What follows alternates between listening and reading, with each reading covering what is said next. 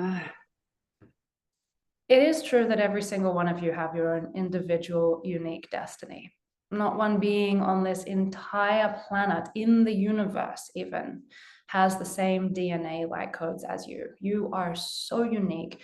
You are so special. You have your unique destiny, which will unfold in front of you. And I'm really excited to see what it is.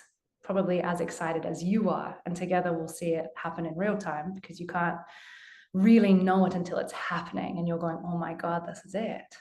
But underneath that, we do have a similar purpose. And that is the purpose of embracing all things through love. The universal story is that we are love. Love is all there is. It's all there ever was. But if there was nothing to compare that love to, if there was no contrast, if there was no exploration of duality, we would never come back to knowing what it was to be love in an experience. And that's really what we're all up to. We're all going to the same destination. We're all going home. In fact, we never left home. It's the illusion of leaving home and going back home. But the way we're going to get there is going to be unique, every single one of us.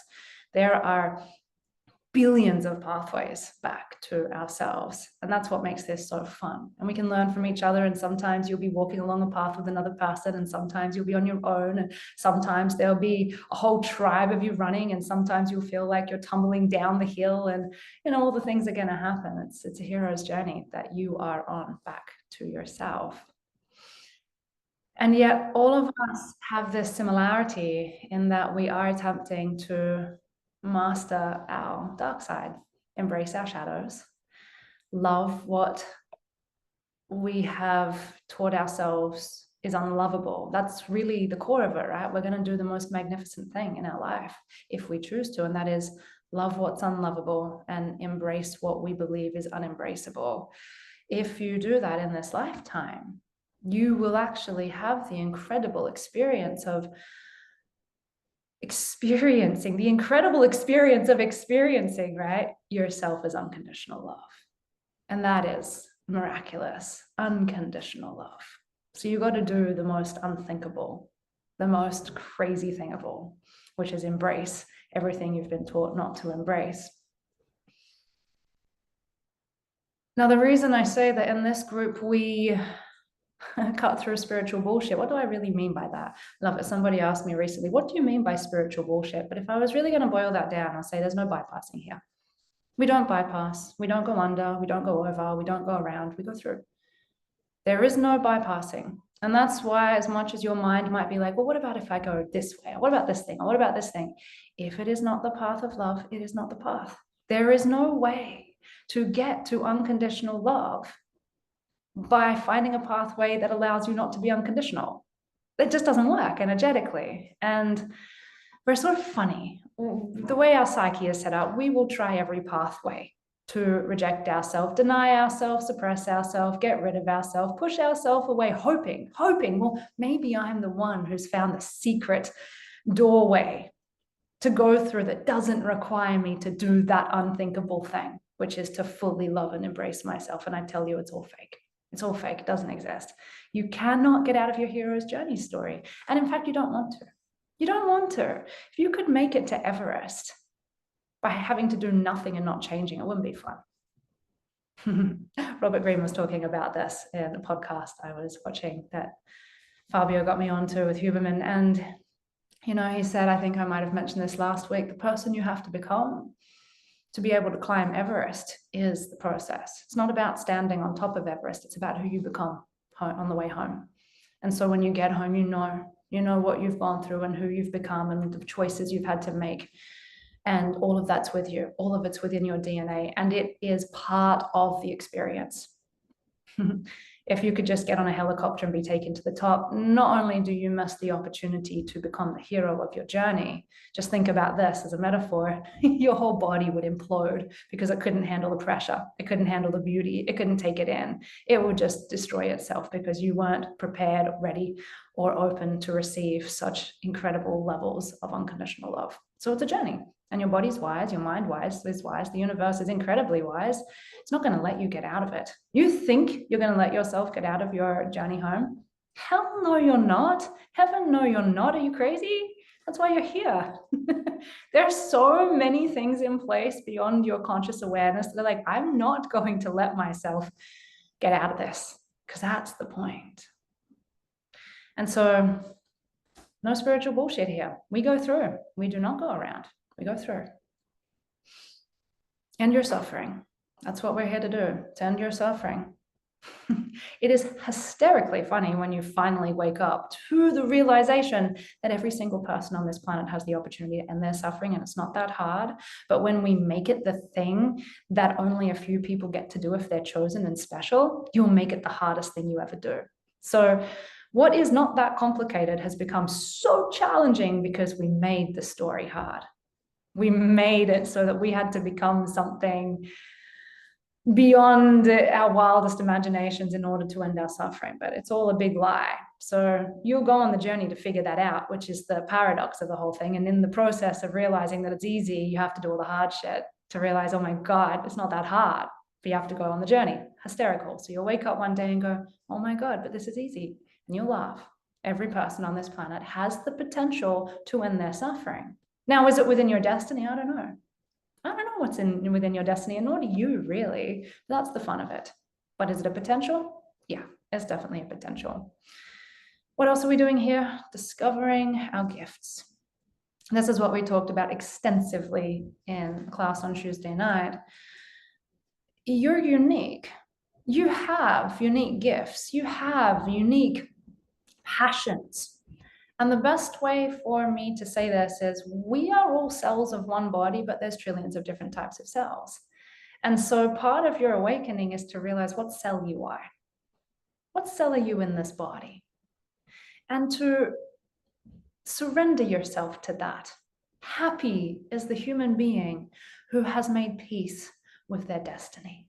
Happy is the human being who goes, I am a skin cell.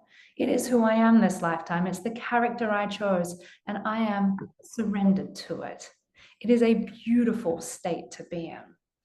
And the challenge with our society is that we went to school and skin cells got told they should be brain cells, and brain cells want to be heart cells, and heart cells want to be kidney cells, and kidney cells want to be liver cells. You know, it's a big mess. You could imagine how devastating the body, how devastating the experience would be if all the cells in our body were like, I don't want to be the cell that I am. I want to try and be that cell because my mother and father told me and my peers told me it's not an honorable position to have this position. So I need to go and be that cell so that I can get my needs met. And in the process, not only do you sacrifice everything that you are, you actually cause a massive disruption, a disintegration, a disruption in the system that is the body of humanity. So what does it mean to discover your true gifts? It's to wake up to realize who you are in this lifetime. What cell are you? There's two reasons you've forgotten: trauma, socialization. You've literally layered walls around yourself. And I love this one, you got put in the wrong class. You went to school and somebody didn't see you and go, oh my God, you're a miraculous flyer. Let's put you in flying class. They went, you can fly, but you can't jump. Let's put you in jumping class. They didn't notice and say, you are a phenomenal mover. You have body intelligence. Let's get you in movement class. You are amazing at mathematics. Let's really support your mathematics. Cool, you can learn other stuff, but let's support your gifts. Let's help you wake up through the things that you are naturally interested in and gifted at. That's it. So once you clear your trauma and get yourself in the right class, you'll fly. And once you start flying, you will start putting your destiny into motion. Or rather than that, your destiny will be activated and it will start to come back to you, and you will start to realize it through synchronicities. You'll start seeing synchronicities everywhere and going, oh my God, I'm on track, which is really just your subconscious saying to you, you figured it out, you're on track. Figured out what? Figured out how to get on track, not what's coming. That's the fun part. And so this is what we're doing here, right? Clearing our trauma, cutting through the bullshit, discovering our true gifts, waking up to our purpose, ending our suffering, and finally learning how to do this without hurting ourselves or other people. You guys are all here because you have an incredible desire to expand and evolve yourself. If you had all the money and the time in the world, most of you would just do inner work. Contribution becomes the consequence of it. You can't help it. The more you evolve yourself, somebody bumps into you down the street and says, I have this problem. And you're like, crazy. I have just solved that problem. And you can't help but help them. And this is the cool thing about hooking into your destiny, hooking into yourself, clearing the trauma and realizing you're connected. You don't have to figure out what to do. You don't have to try to make a career. You don't have to try, because that universal energy flowing through you is going to move you without you even trying. You won't be able to help it. You're just going. Someone's like, what are you doing? I'm like, doing my thing. I don't know. This is what it is. I've got to do this thing. You're not like, oh, I've got to find the energy to live my destiny. No, that's not how it works. Oh my God, I'm so tired. I can't live my passion and purpose and destiny today. No, you clear the barriers and God moves through you and you go, it's just happening. And 5, 10, 15, 20 years down the track, you'll be sitting on someone's couch doing a podcast and they're like, how did it happen? You go, I don't really know. A sequence of synchronistic events and grace, and it just happened. Things aligned, opportunities opened up, and now I'm here. I didn't know this is where it was going, but 20 years down the track, I can see why everything that happened in my life happened in my life. Every moment, every person, every hardship, every heartbreak, every betrayal, everything. You'll go, I see why I went through that. I didn't know why I was studying that course and having that experience and breaking down over there, and the depression I went through, and the sickness I went through and almost dying, and the car crash and blah, blah, blah, blah, blah. And then at some point in your life, you're going to go, that was my destiny, and it's all coming back together. And I can see why the whole thing needed to happen to help me with my unique purpose on this planet. So trust it. And on that note, you guys ready to dive into how emotions are made? Now, I'm sure all of you can share so many things. We're going to do it at the end. Let's dive into the presentation. We have 2 more weeks where I'm guiding you, and then you're going to be guiding other people. So this is foundational. So let's begin by going through the presentation. Some of this is a recap because I want you to see this numerous times so that it goes in. And for those of you who are joining for the first time in a little while, I'll speed you right up. So once more with feeling, or once more with emotion, as it is today. Let's start at the beginning. As always, look around you. Do it again. Look around you. Look at the things in the space around you. Look at the air. If you can see the air, look at the trees, the floor, look at your physical body. Pay attention to the sound of my voice coming through your ears, hitting the tympanic membrane, doing all sorts of things that you can't even comprehend at the conscious level to translate this sound into what you perceive to be sound, these vibrations into what you perceive to be sound. Light waves, photons, chemicals, energy, it's all around you. It's going in, it's hitting the receptors of your skin. It's moving through your skin into your body. It's moving through the peripheral nervous system and into the central nervous system. I wanted to pause to take a second to go into the eye, because each week, should we do it? Should we do it? Okay, I'm going to come back and take a little poll. How many of you have learned about how the eye processes light? How many have actually sat down and gone through and know how the eye processes light? How many of you don't know? How many of you have never had, I need to see. Let's do it this way. Put a little emoji in your screen if you have never actually watched a video or studied how the eye processes light. 1. This is if you haven't. Okay, so most of you have. I was going to show you a video, but then I'm not going to take up the time because there's so many things we can do. I will just share it with you.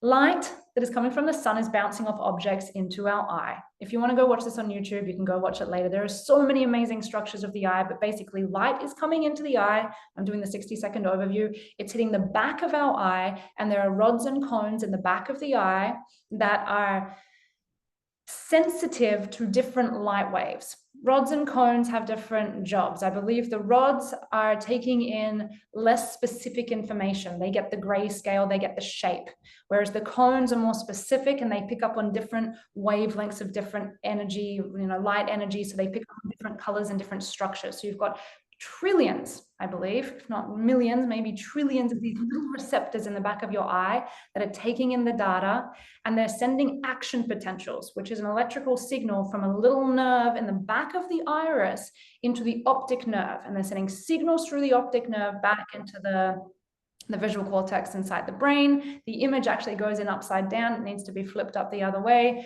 And then after a bunch of internal processing, you become aware of an image. But that image actually has to do with conditioning and culture and socialization and language and memory and learning and a whole bunch of other stuff, so that you can look around and go, oh, that's a tree, that's a chair, this is my arm, these are people, right? You can go watch that. I think it's really interesting to learn about the senses, just so that you can continuously remind yourself, everything that I think I see, sense, feel, taste when I have my eyes open in this 3D world is not really what it is. It's just my interpretation. It really is a hallucination. So we'll skip the 10-minute video. You can watch it later if you want, which is great because there's many things to do today. I want you guys to be able to share this image with other people. So this is why we do it again and again. The more we do it, the better you get at it. You can actually share this with other people because I really want it to become yours. So energy data goes in through the peripheral nervous system into the central nervous system and becomes sensations. And the brain becomes aware of the environment, not your conscious mind yet. Next thing that happens is this thing that we could call affect. Again, I've talked about this briefly before. It's a psychological tool. It's going to take 2 more seconds to go into it today. So this model is called the valence versus arousal model. And a lot of psychologists and different healthcare professionals and people who are interested in emotions have studied this. And you would have heard that Lisa Feldman actually talks about this model a lot. So I just wanted to show it to you. So the emotional valence, which is this one here on the side, describes the extent to which an emotion is experienced as positive or negative, whereas the arousal line, this one here, refers to the intensity of the experience, i.e. the strength of the associated emotional state.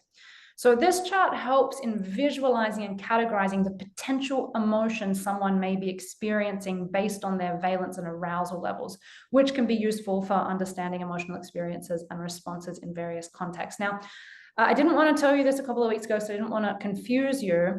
I want you to understand that the raw data goes in first, right? At the moment, we're talking about the raw data, the raw waves and chemicals and photons that are going into the peripheral nervous system and going into the central nervous system. And of course, whilst we're still talking about raw data, we're not talking about astonished, excited, happy, delighted, glad, pleased. These are emotional words that come later based on our language and our socialization and all of those things.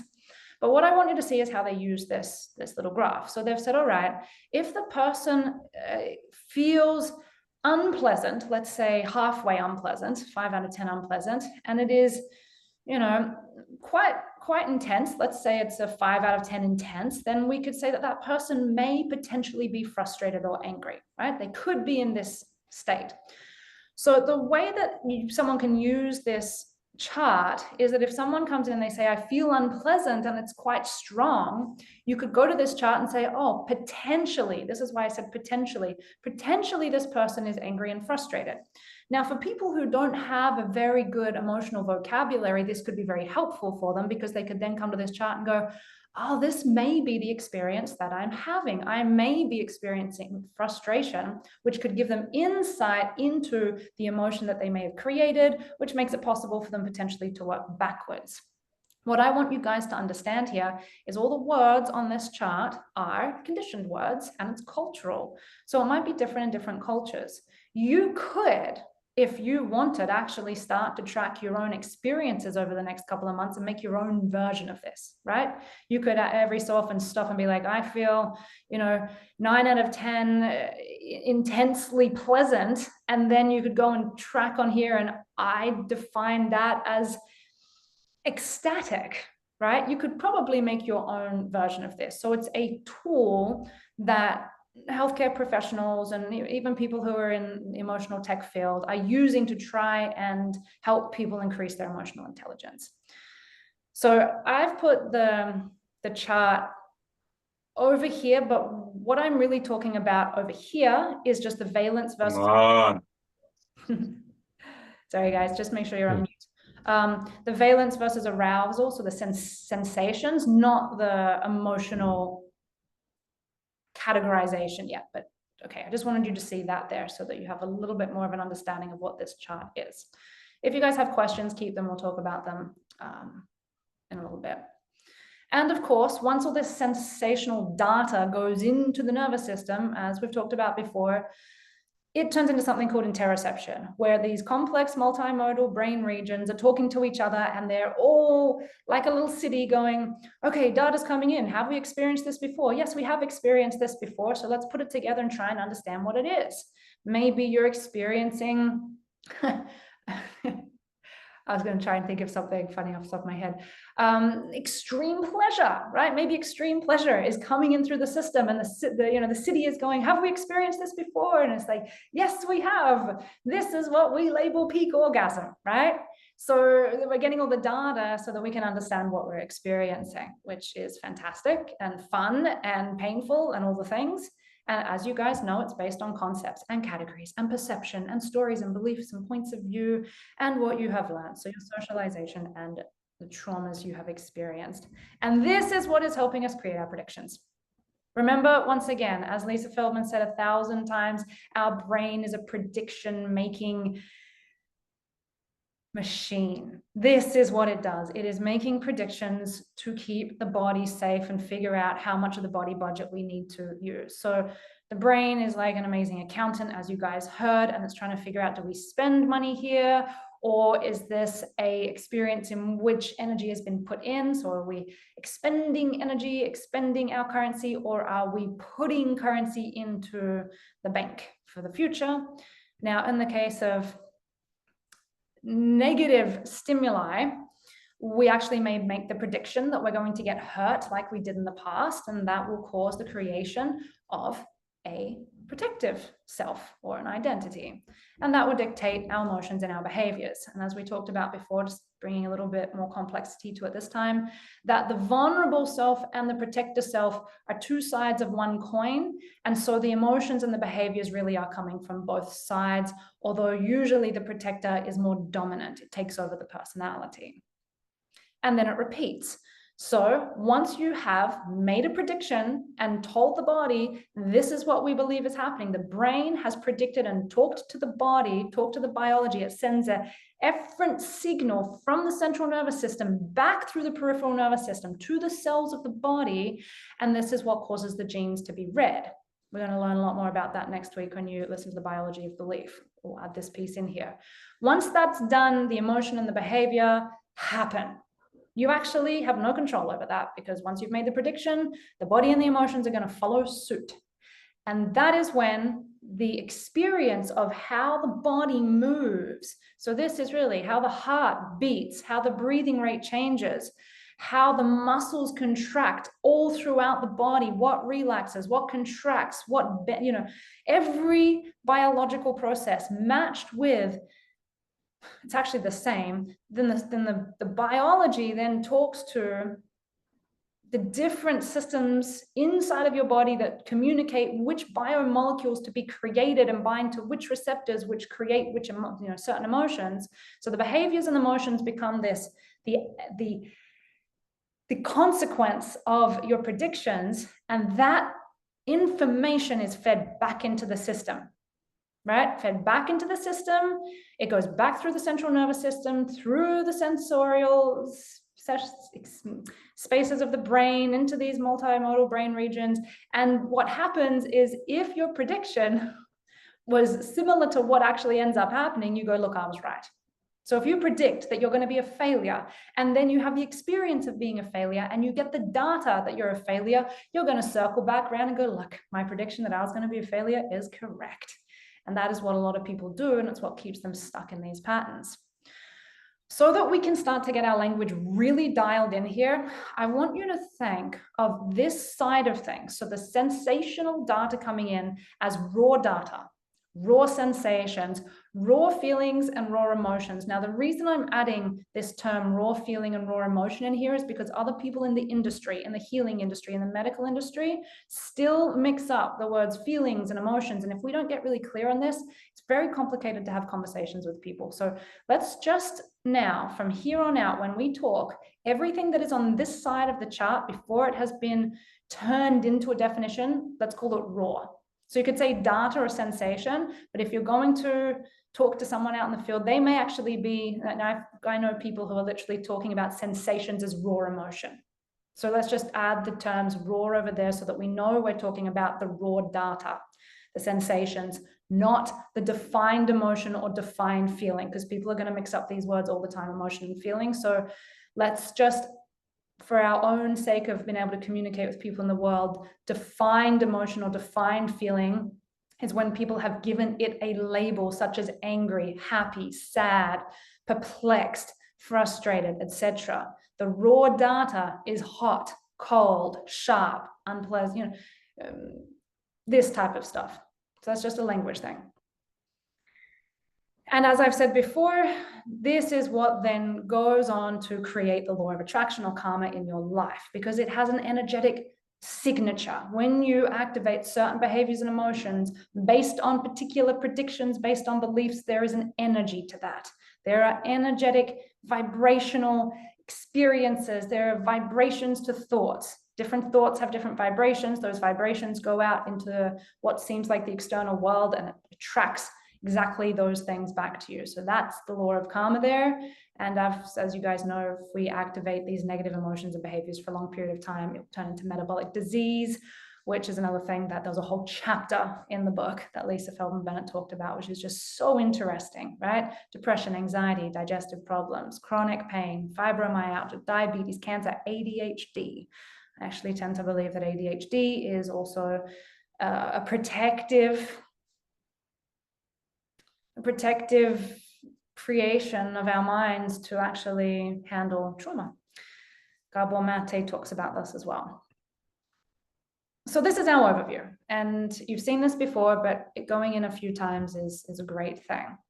And as I mentioned just a few moments ago, people become familiar with their limitations and they repeat them. Why? Because one of our needs is familiarity. We like certainty. We like control. And when you make a prediction that comes true, that makes the system feel very much in control. So people get stuck in their negative loops. And this is the biggest challenge you are going to have working with yourself and people, is that people have biologically trained themselves into negative personalities. And then, as Joe Dispenza says, those neurons that fire together wire together. And if you guys, maybe you have or haven't heard of this before, the more you start firing a certain neuron, eventually what happens is a myelin sheath is wrapped around that neuron. It's like a coating that goes over the neuron. And without the myelin sheath, the action potential kind of bounces very slowly. It goes from, I haven't studied it for long enough, but the action potential moves really slowly. Whereas when the myelin sheath gets laid down, it creates these nodes of Renoir, if I remember that correctly, and the action potential can jump, and it speeds up the process. So actually, it's just a speed thing. The more that you fire a neuron together, the stronger it gets, the faster it becomes, which is why cognitive behavioral therapy can actually be very unhelpful, because if you're just refiring the same systems, but you're not actually processing it, you train the person into that experience again and again and again because of this loop. So how do we become conditioned into limitations? Well, we find ourselves in a body without memory, and we go through this whole process of learning and socialization and trauma, and the mind and emotions and body eventually follow suit and fit into the limited perspectives of our culture, right? So we pick up the limitations of our culture, and through the process of trauma and socialization, our mind and emotions and body become conditioned into that space in order to fit in and survive. So once again, what's healing? Healing happens as we expand our perspective back to love. I'm going to keep it that simple. This is what makes us really, really different in this field, by the way, because a lot of people just look at the science and say, well, we can just change the predictions. And I'd say, well, there's a potential danger there. I'm going to come back to. So again, this is a bit of an overview. Guys, do you have any idea what the potential danger is of just changing our predictions? Okay, because someone could just look at this diagram and go, and have no spirituality background. Let's say they don't have a belief in spirituality. They haven't studied anything spiritual, and they go, oh, we just need to change our predictions. We just need to change our perspective. We just need to shift the way we think. Anyone see a potential problem with that without adding consciousness and love into the equation? Yes, Vanessa. Would that be bypassing and suppressing the parts? Definitely. Let's add a bit more to this conversation.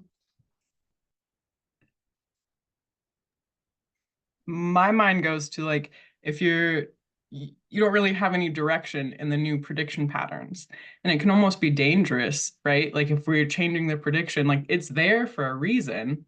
So if we're like, oh, we'll just predict something else, that might, I mean, in an extreme case, it might kill you, but in a less dramatic one, it's like you might just end up in the same loop where like you predict something else and it doesn't happen that way, and then it just kind of reinforces the old thought pattern.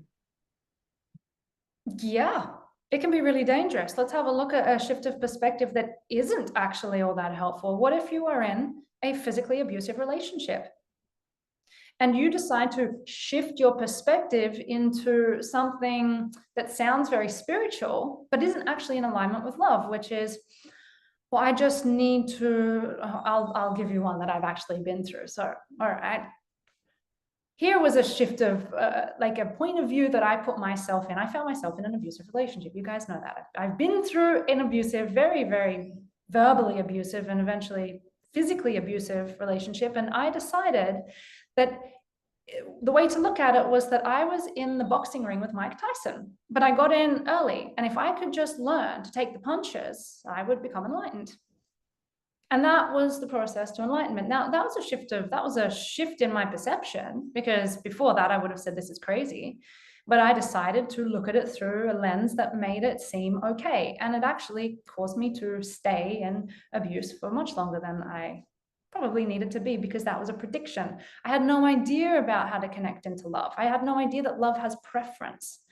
So there's all these points of view and predictions that aren't necessarily heightened. They're not, this is why I said we've got to lift our perspective up to our soul's perspective, up to the Buddhic nature perspective, up to the Christ consciousness perspective, up to the monadic nature consciousness, because we're attempting to align our points of view and preferences and our predictions with love, not just changing them because if you don't have this lifeline to consciousness, you're going to be grasping for something in the cosmos, and you have no idea what you're grasping for. You're just changing stuff, usually based on what someone else tells you should think.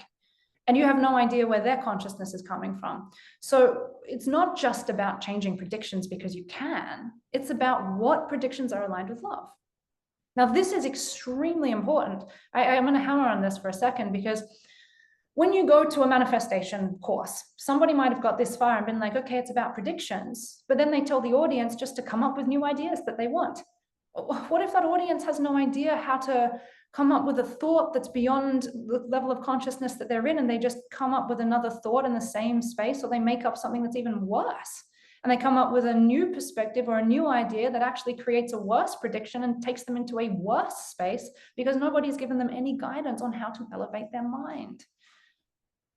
Can you guys see that that's a big problem, and why science and spirituality have to come together? Yeah. Now, core value, do no harm, right? Which is why we have to have a lifeline to love, because if you just tell people to shift their perspectives, this is what novice healers do. They're like, you just need to forgive. Really? Is it the right time to forgive?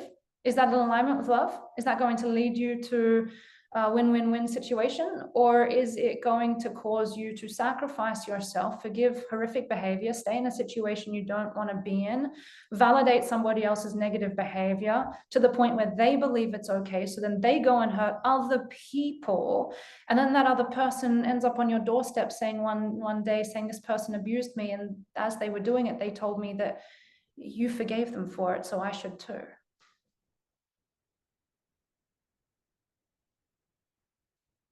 Speaking from experience. Okay, so we've got to align our perceptions with love, not just pick anything. And if you don't understand what your new prediction is, research. like all of these fancy spiritual terms, just because they sound nice, doesn't mean the concepts, the ideas, and the beliefs that you're putting behind them are actually aligned with love. Forgiveness is a great example. I just need to forgive. Well, what the hell does that actually mean? Okay, so got the point? Got the point. I think you got the point. I don't know who it was. Somebody jumped off someone's connection probably dropped off. I'm like, they're out. Okay, so we've talked about this piece before too. What's the first step to healing? I'm going to remind you guys, make deposits into the body budget now that you've listened to the book and listened to Lisa Feldman Barrett, sorry. You can see why this is so important. I want you to remember this, because sometimes when you're working with people, your mind is going to start going to all the different tools and techniques and meditations that you can do with people. But I actually want you to start every single time going, how's your body budget? Let's do the basics first. And let's actually do this piece first. It's so simple that you can forget it, but let's just go through the basics. Are you drinking enough water? Let's get the water in. Let's drink the water before we do the session. Drink more water. How's your sleep?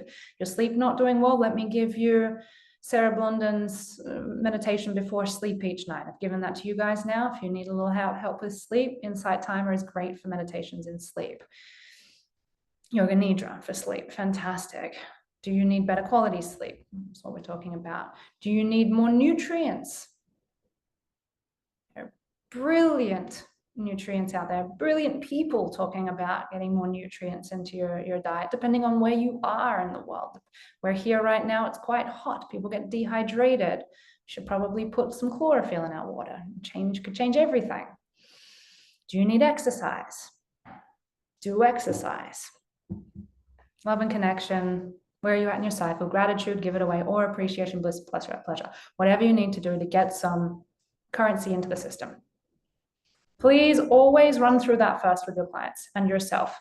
Because when you're having a really hard day, it literally may be that you're tired, hot, and haven't had enough water. So do that first, and then you can go deeper. So today we're going to spend time really breaking this down. But before we do that, now I want to hear a little bit of feedback. And can you see how what you've learned throughout the week with how emotions are made are fitting into this diagram? So let's just talk about this for a second. Questions, feedback, anything that you guys might want to talk about. Yes, Lucas. Something very personal. I have a high difficulty, like a lot of difficulty to focus on things, and I have always had this, but it got very intense since I started this training. Might be some avoidance thingies, but just been listening to the audiobook. I'm a quarter, no, a bit more through, and I love the content, but it's just very scientific, and my brain is like, oh my god, and I think it helps me to do something. So I'm like tending my plants here and stuff, but maybe it doesn't. And also sitting still is really hard. I don't know. It's just Everybody, this is a general thing. So simple. Everybody put your 2 feet on the ground now.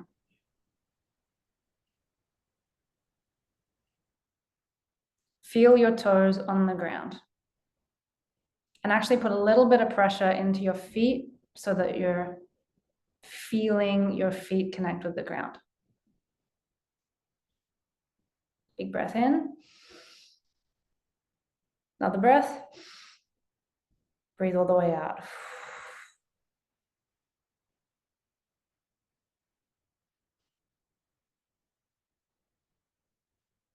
Breath in. Another breath in. All the way out. Just let the body do its thing under the physiological sigh. And open your eyes. And let me tell you a little story. A lot of us have been quite traumatized when it comes to learning things, especially things that we feel like we can't understand, concepts, terms, they're going in. We have been deeply traumatized. We don't even know how traumatized we've been. Distraction is trauma response. Okay, so first thing I want you to do is just recognize, I've actually probably been traumatized around learning stuff.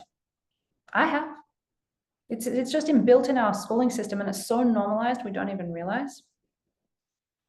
And so what's happening when big words that you don't know, when concepts are going in at, fast speed, and you can't necessarily understand them all, the exact loop that's happening that I'm talking about is going on. It's data going into the system, and it's data going in through the ears.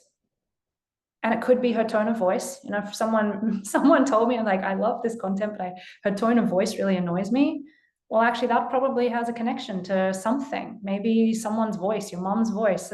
The reason her voice annoys you is there's a tonality in it that you are connecting to somebody else who had a tonality like that bothered you in the past. And you're like, oh, you're making judgments about that person, and it's bothering you. So I want you just to, everyone had their own experience. Maybe it's the words, maybe it's the tone, maybe it's the speed, maybe it's the content. It's just data going in. And you probably don't even realize it, but if your body starts getting a little tense, a little bit stressed, a little bit anxious, or you start to distract yourself, first thing I want you to do is go, I'm distracting myself. I must be potentially triggered. Very subtle, but triggered. And all I want you to do is come back to the physiological sigh and relax the body, keep listening. Don't worry, the only thing to do is relax.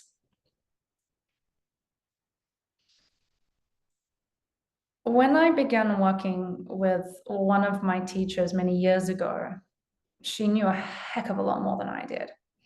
I would get on calls like this, and she would drop content on me at the speed of lightning. And within half an hour, at first, I was exhausted. I was just like, holy fuck. It was like heavy hitting me. I couldn't keep up with it. I couldn't keep up with her. I didn't know what she was, and I'd get really tired, and then I'd start distracting. And she did exactly this with me. She said, can you see how tired you're getting? That's the system shutting down. That's a trauma response. That is a protective mechanism.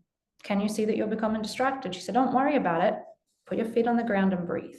Relax yourself and choose to stay present anyway. Stay present to your process, relax. 6 months later, I was able to sit on a call with her with my eyes open, 8 hours, solid, following everything. But it was just this. It was not at first trying to understand everything. It was the recognition that, oh, the tiredness is a trauma response. Oh, the distraction is a trauma response. I didn't even pick up the fact that when this information comes in, there's an internal story there saying, this is threatening. I don't get it. You know what it is for me? I don't get it. I'm going to be seen as stupid. I'm not allowed to be stupid. I had a fear of being stupid. I had a fear of being unintelligent. I had a fear of being unconscious, blah, blah, blah, blah, blah, blah, blah. That's what was causing me to get tired. But then the brain goes, no, I'm just tired. Actually, no. I was overwhelmed and I didn't realize. So all we're doing here for all of you is become conscious of these things. Again, feet on the ground. Right now, take a big breath in. Another breath. Relax. And you're going to say this, it's just data. It's just energy. Even the words that she's saying, it's just energy. Most important thing that I can do is become aware of my response to this energy and relax. Guess what? Your subconscious is picking up everything that goes in and understands it perfectly. Your conscious mind is what's trying to get it all, but you already understand that book perfectly. It just hasn't become aware, hasn't woken up in the conscious mind, but in your subconscious, you've got it. So this is why I said, Relax, just let it go through. Don't try and, I literally wrote it in there. Don't try and understand it all. But those of you who are like, oh, I got to get it all. Oh my God, I didn't understand it. Blah, blah, blah, blah, blah, blah.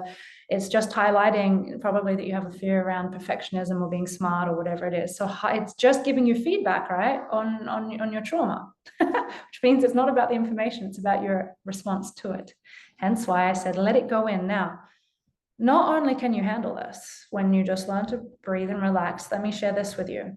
The process of learning is always uncomfortable because it's unfamiliar. It's pushing on the edges of your comfort zone. And so this is a learning process. I even talked about this with you. You're going to be learning things that you haven't heard before. You're going to be learning terms that you haven't heard before. When I first went to university, I'm like, I'm learning a foreign language here. What are all these terminology? You know, 6 months later, people are like, oh, you're so smart. No, I just went through the learning process. Anyone can do it. But it's actually about relaxation. And then after the relaxation, excitement kicks in. And then excitement and learning, the fastest way to learn is to be excited about it. So let the learning process be a little uncomfortable. It's expanding your consciousness. When you feel uncomfortable, get excited, do a little dance, hands up in the air. I'm growing, I'm expanding. Aren't you here to expand your consciousness?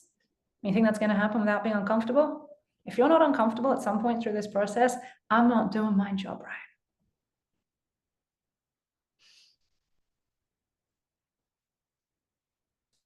Anyone else have, that's a fantastic thing to ask. Did that help more than one of you? Does that apply to more than one of you right now?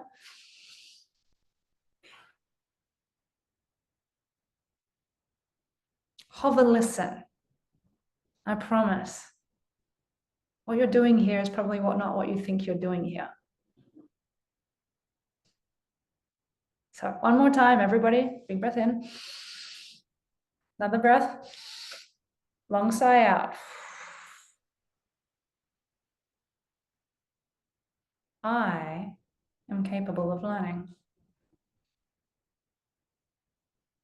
My body is capable of learning and expanding and growing.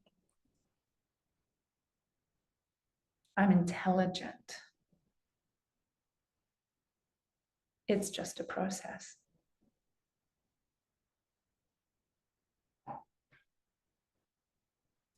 Whatever else you want to say to yourself that calms your system. As long as what you attempt to say to yourself feels like it's aligned with love. Okay, now everyone do a bit of a shake out. Shake it out. Pull a funny face. Do something silly. Next thing, don't take it so seriously. It's a game. All right? It's a game. It's a fun game. Planet Earth. What's his name? I'm just listening to this new guy. I keep forgetting his name. Anyway, he said, the only reason we suffer is because we take so seriously what the gods created for fun, which is planet Earth. So shake it out. Let's keep going. Another question afterwards. So here is the full diagram. Oh, yeah. I'm going to add a little piece in from last week because I think that psychedelics is a very large topic, and I feel like I did a 7 out of 10 job. So I really wanted to add this week a little tiny piece to that. So here is our model that you are going to learn so much about. And we're going to use it as a foundation for so many of our meditations. We could literally create infinite number of meditations off this model, and you're going to see how all the meditations we end up doing fit into this in some way. So what we want to do is we want to add a pressure to the system. And thank you so much, Lucas, for that question, because you're literally, this could be a pressure to the system. Just being in this class could be a pressure to the system. But in order to become aware, I'll come back to your question in a minute, Alexia, pardon me, learning process. In order to become aware of a trigger, sometimes a pressure has to be added to the system. Now, that could be a natural resource pressure, like life, this, partners, any of these things.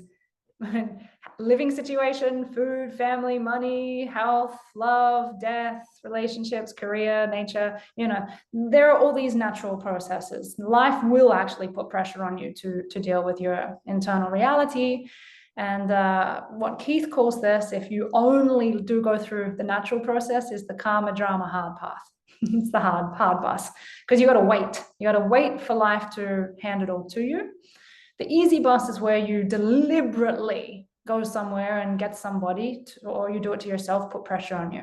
You go into it. You allow yourself to be under pressure deliberately. It's choice, and you cause a trigger in the system, literally by just adding data to the system. That's all you're doing. Adding pressure to the system is just data, adding light, adding photons, adding chemicals, adding energy. Just my voice could be a pressure. Just Lisa Feldman's book could be a pressure. Now, I wanted to add this piece about the psychedelics. This is really what I was saying last week. The psychedelics, instead of being a pressure that you put on the outside of the body through the senses of hearing, smelling, tasting, you know, seeing, pressure, whatever, the psychedelics, they're all a bit different, but let's just say that you can ingest them. Ingest this one, you ingest the cactus, you ingest the LSD, you ingest the ayahuasca, you breathe in the bufo toad. So it's slightly different than the bufo toad, but most of these psychedelics you ingest, they go into the bloodstream and they go to the brain areas in the same way that the pressure coming from normal life goes into the brain areas, but they bypass the peripheral nervous system in some ways. Well, they go through, actually, I don't even know if I can say they bypass the peripheral nervous system. It depends on the psychedelic. We talked about the mushroom last week and said it digests into psilocin and goes through the bloodstream and goes into the brain, and it binds to certain receptors in the brain. So all that's happening with these psychedelics is they're binding to the receptors and causing more data in the system. That's the way I want you to think of this. That's why they are a particular type of pressure. They just cause more data. They wake more things up. And in terms of these psychedelics, they actually increase interoception blending, which isn't the normal state of things when we're in our everyday life, depending on what you're doing. Obviously, things like breath work could be a pressure to the system that can cause some interoception blending, depending on how deep you go with it. So the idea, the only thing I want you to understand here is it wakes up more data. It's just more data in the brain. It causes visions, and the psychedelics specifically start waking up the visions and the sounds and all the stuff that happens in the lateral processing. But all I want you to know is it's really the same thing. Just, I'd say psychedelics put more pressure on the system. Now, I've added this little funnel here. That was my whole discussion of last week, where I was saying that depending on your level of consciousness, depending on the way that you think, you will create different predictions. You will create different vulnerable selves. You will create different protective elements, and you'll have a different emotional and behavioral experience. No different from waking life, dream life, and psychedelic life. It's actually all the same. It's just that you can see it more clearly sometimes under more pressure with the psychedelics, but your level of consciousness will dictate the experience that you have. That's all I said last week. And the way that you could think of what I said last week, because I just wanted to add this in here, is that if your consciousness under the pressure of psychedelics or life or meditation could go straight up to the monadic perspective, everything would become bliss. But most people don't know how to elevate their consciousness to that state so fast. And so they get stuck in the other levels of their mind, their perceptions, which creates hallucinations. Your vulnerable part's a hallucination. Your protective self is a hallucination. Your emotions and all of it's a hallucination. It's just what type of hallucination are you creating and what experience are you having of it. So I just wanted to add that piece in there so that I could fold in what seemed like a quite complex conversation last week into this one. Psychedelics just add more pressure to the system. Same as a meditation, same as life. And depending on your level of consciousness, which is based upon your points of view, beliefs, stories, perceptions, socialization, trauma, etc., you will have a different experience of life. You will create a different experience of life. Your choice. So what's a trigger? Because we use this term all the time. When I get to the end of this little section, Sierra, I'll come back to you. So what is a trigger? Use the word all the time. So In the psychological sense, a trigger refers to any stimulus, such as a situation, an event, an object, a sound, a smell, or even a thought, which is why meditation or somebody or a book or what I'm saying now or a psychedelic can all be used to trigger you. So it's any of these things that provoke a strong emotional or psychological response. So that's happening over here. Strong emotional, behavioral as well. Psychological is in the perception. So it just creates a strong enough response so that you can pick it up. This response is often linked to a past traumatic experience, which is what we're attempting to find. So if you feel exceptionally happy, you're not going to say I'm triggered. When we say trigger, we are looking for a negative experience. So if it's a negative experience, it's usually linked to a past traumatic experience. Triggers can cause individuals to re-experience the intense emotion or the memory associated with trauma, leading to a reaction such as, and this is in the emotional state, right? And these two go together, anxiety, panic attacks, flashbacks, or other states related or other stress-related responses.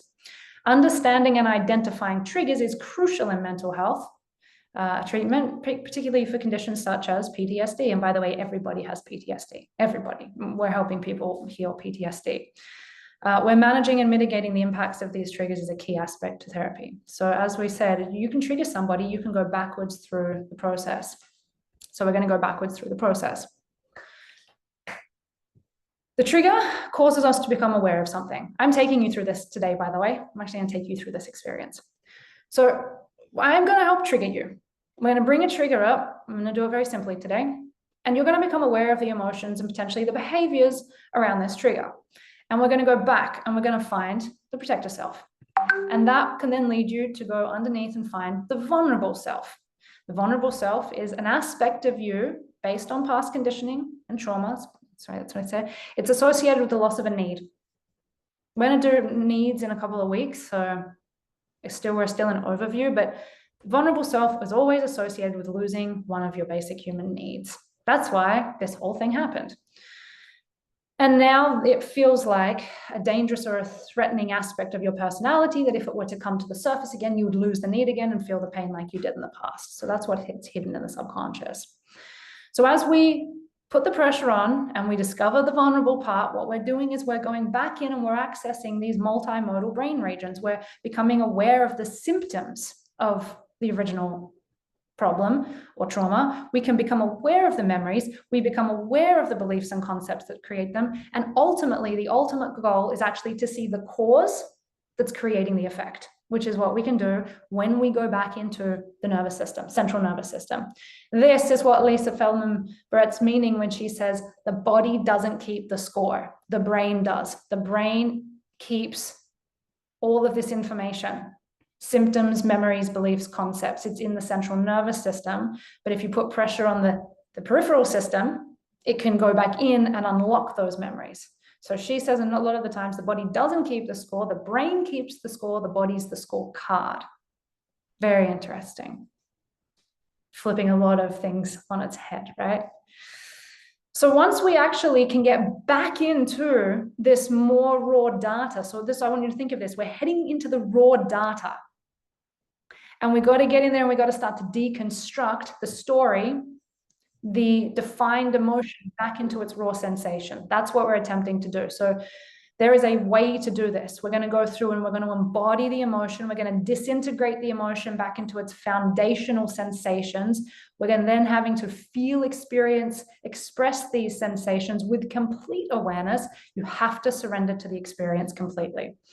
We are going to go through this in depth in emotional mastery. But this piece here is what I was saying before. You cannot think your way out of this. You must feel your way through it because, are you ready for this? You cannot get to a higher level of consciousness through pushing against your emotional experiences. Because if you're pushing against a negative emotion, that is a judgment. You have a judgment that it's not okay, and you are attempting to reject it, which is the opposite of acceptance, which means you can't access higher mind, because higher mind comes through acceptance. So there has to be a process in which you can completely disintegrate the judgment, which we can do. This is somatic work, and take the mind into the sensation and drop the story, which is why we go from emotion to sensation. We got to drop the story, because in the story is the judgment. The judgment is what keeps it in separation. So we got to drop the mind into the body and feel it completely. 99.9% feeling and 1% resistance is not complete. It is 100% surrender to the experience, which is why, and people don't like this, I'm going to say it so clearly, you cannot go to the next level of consciousness until you accept where you are 100%. You must accept the protector self and the vulnerable self and the current state that you've created. If you don't like the personality that you have, that's fine. But you ain't going to the next level if you don't like this one first. Because that's the game of the universe. You must give up the rejection and the judgment of this personality that you currently have to go to the next one. Otherwise, this personality will pull you back into it. It won't let you go. This is the thing where the brain goes, oh, Mike, I'm going to come up with 1,000 different ways to not do it. No, you're not going to the next level if you don't accept this personality exactly as it is. My favorite quote of the last week, I'm going to find it because it's, ready for this? Just write this one down. We will continue attracting everything we judge until we no longer judge what we attract.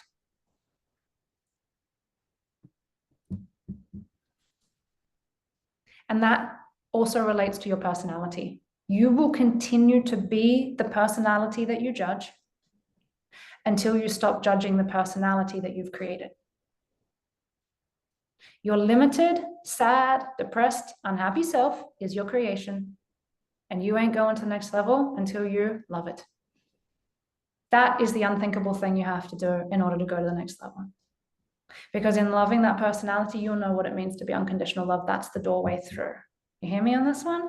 I can't tell you how many times I've had to say this to people, and 6 months down the track, one of you is going to go, why is it still here? I'm like, this is why I start saying it right now, and I'm going to repeat this again and again and again and again. If you want to go to the next level, have you fully fallen in love with unworthiness, or are you still going, oh, it's still here? At that point, I ask you a question. Do you really want to transform it, or are you having fun with it? Because if you're still holding on to it, I'm going to assume you like living in your familiar pain and you're having fun with it, and you actually aren't serious about going to the next level. So if that's the truth, keep playing. But you ain't. Can you finish the quote again? Yes. We will continue attracting everything we judge until we no longer judge what we attract. You will continue being. I actually would rather put it this. I'm going to add this in there. You will continue being everything you judge until you stop judging everything you're being. To apply it to you. Okay, so that's why this next piece is ridiculously important. You must surrender to your suffering. You must surrender to your limitations and feel it completely. You've got to let it overtake you. And only then, when you have completely let yourself feel it, have it become it. Become it. You have to become your shadow. That's the coolest part. You must be it. No longer two, you become one with your shadow. That opens the doorway to the next level. This is where we start expanding the perspective, because the doorway opens to expand. Now there's modifications and ways to do this. I like this process because it's pretty complete, but we can begin to expand the perspective after you fully surrender to the emotion. Because now there's no resistance. And now you're not expanding the perspective to get rid of something. You're expanding the perspective into love. And we do that by continuing to deconstruct the story. And as we expand the perspective, you can actually look back on your limitation and learn from it. Reclaim the parts, extract the spiritual wisdom, and then, and only then, will you use your expanded perspective to create a new reality. by expanding your concepts, learning new concepts, expanding your language, expanding your vocabulary, redefining your sensations, and re-socializing yourself. As I said before, this piece cannot come in before we surrender to the experience completely. This is the key, guys. This is the key that most people do not understand. You cannot go to the expanded perspective before you surrender to the experience that you have. This is what most people do. We'll find this part, or we'll go from somewhere over here and try and get to monad, and we'll leave out this feeling stuff. Dangerous. Don't do it. Got to go through the doorway. Can be dangerous. Then you change your predictions in alignment with love, with the highest understanding you can reach for. This will change your predictions. This will change your concepts and memories.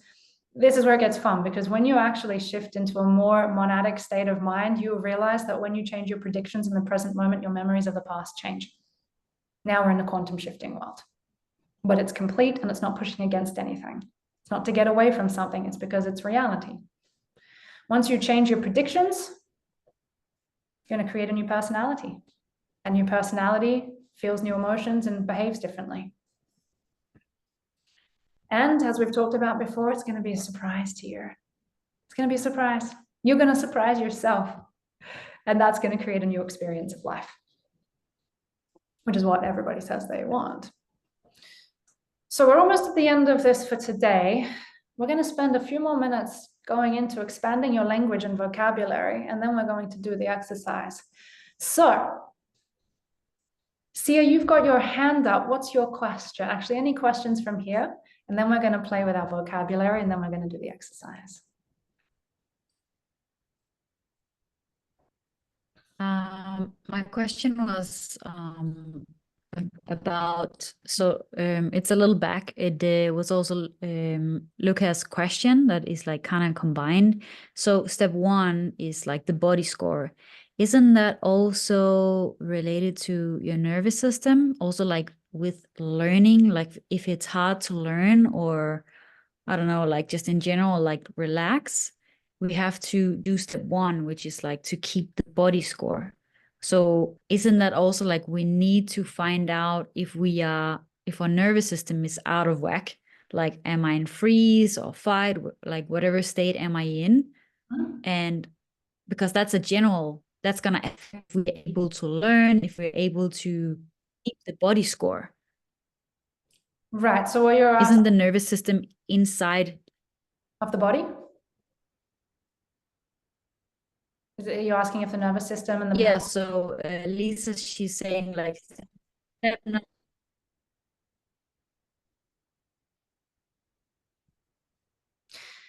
your connection's a little choppy. Do you want to write your question down so that I can read it, so that I can understand exactly what you're asking?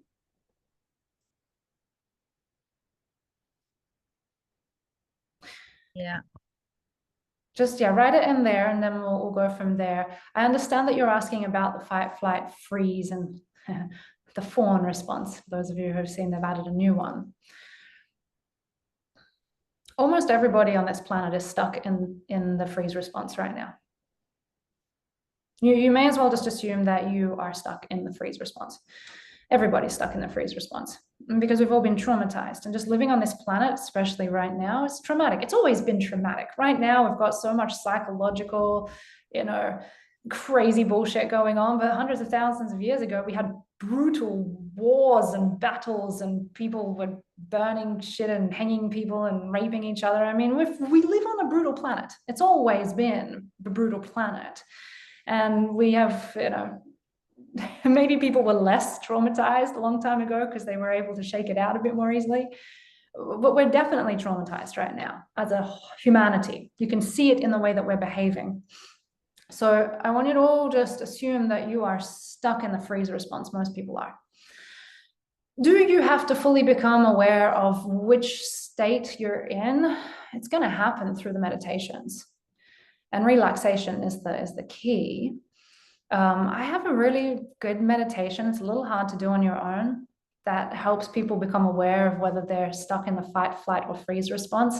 I can just tell you that everyone's stuck in a freeze response at this point in time. So we're going to slowly come out of the freeze response. Along with the freeze response comes numbness. Right? So people talk about we're all in different states of numbness right now. Yes, you need to understand that, but just know it. And from here, let's have a look what you're saying now that I can see this. Yes, but there's different ways to adjust it. It needs to fit which state you're in if you need to adjust up or down. There's 1,000 different ways to work with the nervous system, and every second person is coming up with new methodologies that they want to teach, and they're saying my way is the right way. There is 1,000 ways to work with your nervous system. Meditation is the key, and there are hundreds of different meditations. Guys, when you hear the word meditation, do you ever just think like, oh, meditation is just one thing? I want to say like, okay, meditation is not one thing. There are as many meditations as there are Olympic sports. So let me show this to you now. I wasn't going to do it this week, but I've got a document here for you. I'm going to upload it somewhere. 100 plus. I'm going to do this fast, but I just want your brain to see this. 100 plus different types of meditation. You have mindfulness meditations, basic mindfulness meditation, body scan meditations, noting things meditation, mindful eating, mindful walking. You have focus meditations, breath awareness meditation, candle gazing, mantra meditation, sound healing meditation, visualization meditation, movement meditations, Tai Chi, Qigong, yoga, walking meditation, dance meditation, spiritual meditations, loving kindness meditation, chakra meditations, third eye activation, Zen meditation, Zazen, angels and guides meditations, reflective meditations, analytical meditations, self-inquiry meditations, contemplative meditation, gene keys, journaling meditations, gratitude meditations, sound-based meditations, chanting, Tibetan singing bowls, binaural beats, gong baths, music meditations, breathing techniques, pranayama, box breathing, alternative nostril breathing, 4, 7, 8 breathing, breath counting, natural-based meditations, forest breathing, ocean meditation, garden meditation, sky gazing, nature sound meditation, body relaxation, inner child, quantum shifting, future self, healing meditations, hypnosis meditation, shamanic journeying meditation. Note almost any meditation in this list could be guided. Object meditation, stone meditation, flower meditation, water meditation, candle meditation, art meditation, relaxation and stress reduction, progressive muscle relaxation, yoga nidra, warm baths, floating meditations, sleep meditations, mind-body integration, somatic meditation, mindful movement, dance meditation, Pilates meditation, the Alexander technique, the emotional healing meditations, emotional release, forgiveness, heart chakra, grief meditation, self-compassion, mind expansion meditation, open awareness, Zen koan, trance, spinning in a circle, shamanic journeying, lucid dreaming, higher self, space meditation, becoming one meditation, Tonglen meditation, compassion, metta meditation, compassionate listening, heartfelt meditation. You guys getting it? Insight and wisdom, vipassana, all these different insight meditations, sensory meditations, sight, sound, touch, taste, smell meditations, short practices, advanced practices, kundalini, yoga nidra, tantra, creative writing, drawing, mindful coloring, storytelling. All right, you guys get the idea that there is a butt ton of meditations out there. So Alexia, the thing is, every single one of those could help regulate the nervous system, every single one of them. And every single person is different. What works for one person who is in the freeze state will not work for another person. For someone who's in fight, one meditation will work for them today, and the same meditation tomorrow, even though they're still in fight, won't work for them. So again, just watch your tendency to look for the right pathway. There is no right pathway. Every meditation in the universe can help you regulate your nervous system. It's actually about what works for you in a given moment. And what's the goal of meditation? Shifting the perspective. That's it. So what happens is if it calms the nervous system and helps you shift the perspective, you have the opportunity to go through that process. But God, if you guys have just played with different tools and techniques, you will realize maybe I was in freeze and they gave me a process for somebody in fight, and over time it actually unlocked the freeze response. You've got to explore. You've got to explore. And I would say just give a lot of things a go. I'm going to give you, we're going to do so many different things, but you've got to just have the tool belt to recognize I've got this tool and I've got this tool and I can do this one, I can do that one, I can do this one, I can do this one, and I can change them up at different times. And seriously, you may have a meditation practice that works for you every day for 3 years. And then one day you wake up, it's not your thing anymore. And you got to find something else. Papa G has that story. It's brilliant. He chanted Hare Krishna. And then one day he woke up, done. It was done. He couldn't chant Hare Krishna anymore. It was his one meditation. It was his connection to source, and his body would not do it. And he went to Ramana Maharishi and he was panicking and he said, I can't chant Hare Krishna anymore. And Ramana said, I love this story. Ramana said, why do you chant Hare Krishna? And he goes, well, that's how I have my connection to Krishna. And he said, so you chant and Krishna comes, and then you stop chanting and Krishna goes. And Papaji's like, yes, and now I can't chant anymore, so Krishna is gone. And Ramana says, that which comes and goes is not the truth. Find that which is always here and you will know the truth. Papaji freaked out. You're telling me my God comes and goes? Anyway, it blew his mind. It blew his motherfucking mind, and he woke up. No more meditation necessary. That was a certain Zen koan type of meditation after mantra meditation. And his whole nervous system relaxed. So the point being, guys, you're on a hero's journey, and there's 1,000 ways to reach the top. Meditation's an Olympic sport. Figure out what works for you. Don't get too stuck in trying to figure out the right path. So I know I'm giving you a roundabout answer to that question, but what I'm attempting to do is get your mind out of thinking that, oh, I've got to find out if I'm in freeze in order to figure out the XYZ way to get out of freeze. That's going to be my answer for this right now. I love it. I love to pull apart Alexia's questions. Okay. Almost finished here. We're going to talk about expanding your language, guys. Expansion of the vocab. This is your homework for this week. I gave you a list of names. This is great. You can just type into ChatGPT. Give me a whole list of feeling emotion words from different cultures and their definitions, and start to expand your vocabulary. I cannot pronounce half of these, but I want you guys to pick 10 from this list. There's 2 pages of them. They're up in the module. And I want you to literally write them down on a piece of paper with their definition and stick them around your room. And I want you to start learning them and start integrating week by week one of them into your vocabulary so that we can start to have more fun with language. I'm not even going to attempt to try this first one, this German one. Can somebody who speaks German, who wants to say that word there? Schadenfreude. Schadenfreude.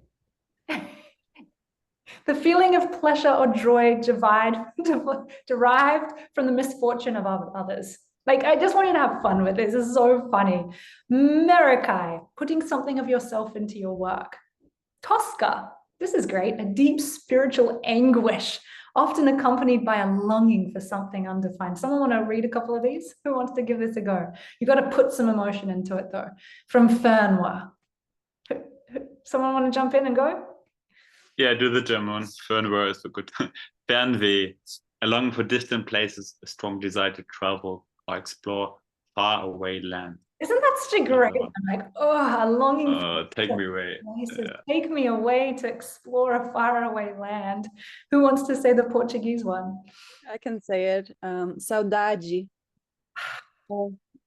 It's a good one. A deep emotional state of nostalgic longing for an absent something or someone that one loves. I love this one.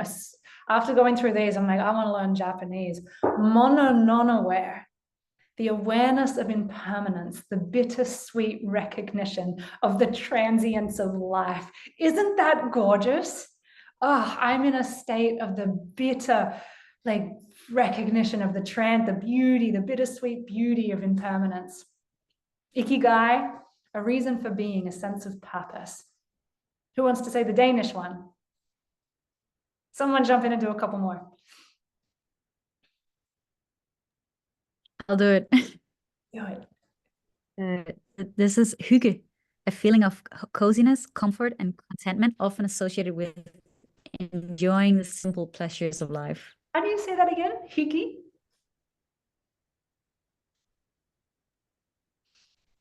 All right, keep going. Hygge. Huki.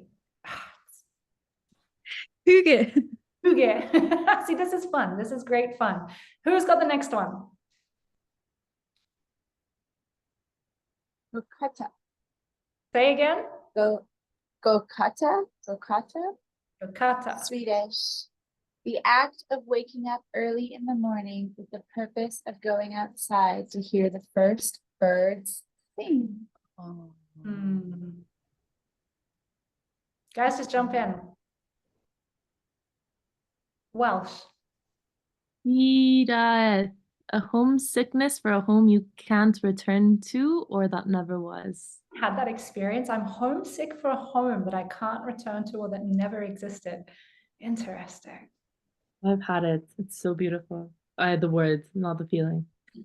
Wabi sabi. Oh, I love this. Finding beauty, same thing. Finding beauty in imperfection, accepting the natural cycle of growth and decay. Who wants to do the last three? You can just listen to me talk all day, but someone else jump in. Joyous, a joke so poorly told and unfunny that one cannot help but laugh. Isn't that fantastic? Isn't that the funniest thing? I feel joyous because I just heard a joke that was so bad and so unfunny that I can't help but laugh. Oh my goodness, the next one. Mame hilapinapaya. A wordless, meaningful look between two people who both desire to initiate something, but are both reluctant to start. I like that. And forelsket, the euphoria experienced when falling in love. I'm going to do these ones just so we can get through them. Tartle, Scottish, the act of hesitating. I love, this is so good. The act of hesitating while introducing someone because you've forgotten their name. Sprezzatura, Italian. If I say them incorrectly, laugh at me and you can correct me afterwards.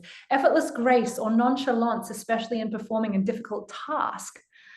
Komorabri, Japanese, the interplay of sunlight filtering through the leaves of the trees. Beautiful. Okay, somebody who speaks French. How do we say this one?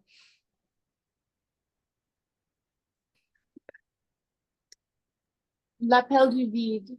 L'appel du vide. Lisa actually talked about this The one. inexplicable urge to jump from a high place, even when you don't actually want to die. Anyone felt that? Anyone like standing up on top of something and there's just this urge, like I want to jump, but I don't want to die. Pisan zapra, the time needed to eat a banana. I don't think that is a feeling, but it's a great word. Fernando, the feeling of being homesick for a place you've never been to. Natsukashi, a nostalgic longing for the past with happiness for the fond memory. Mangata, Swedish, the road-like reflection of the moon on water. Sonda, English from the Dictionary of Obscure Sorrows, the realization that each passerby has a life as vivid and complex as your own. I have had that experience. Yeah, me too. I had that. Tusun doku, the act of acquiring books and letting them pile up unread. Gum as ervi, the reflection of moonlight on water. Nunchi, Korean, the ability to gauge someone's mood or intentions through body language and context. I wonder how real that is anymore. What's this one? I can't say that. Someone do that one. Waldeinsamkeit. I've never heard of that actually. The feeling of being alone in the woods and experiencing a sense of solitude and connectedness with nature.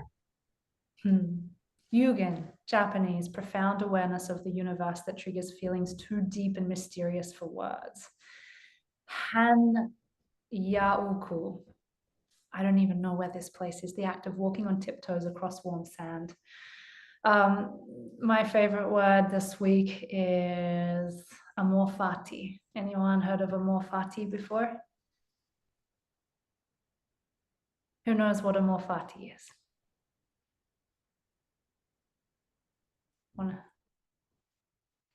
The love of your fate. The love of fate. Falling in love with the repetitive cycles of what is. Whatever it is, to fall in love with your destiny as it is.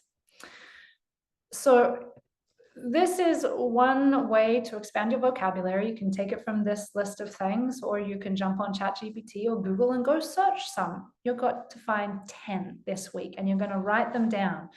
I bought a little book for exactly this reason. So you're going to get some paper. You're going to write down the word. You're going to write down the definition. You're going to stick it on your wall. Or you're going to get one little book just designed for your vocabulary and language. And you're going to write the terms that you want to learn, their vocabulary. You're going to look up how to pronounce it. You're going to research it, and you're going to slowly introduce new words to your vocabulary.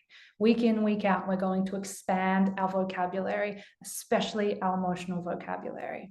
Amor fati is a beautiful one, because as you would have heard Lisa talk about, there's actually studies showing that those with a more expansive emotional vocabulary suffer less. Isn't that interesting? So what did you put there? Have syphilis? Which one? Sounded like you said those that have an expanded vocabulary have syphilis. Right? They suffer less, but how do you spell this? Oh, they have. Shall we, who did it? Fabio, a dictionary of words that don't exist but should. Okay, look, we've got an amazing dictionary of words here. Please add this into your practice. Please let this expansion of your vocabulary be part of your meditation. Meditate on these words.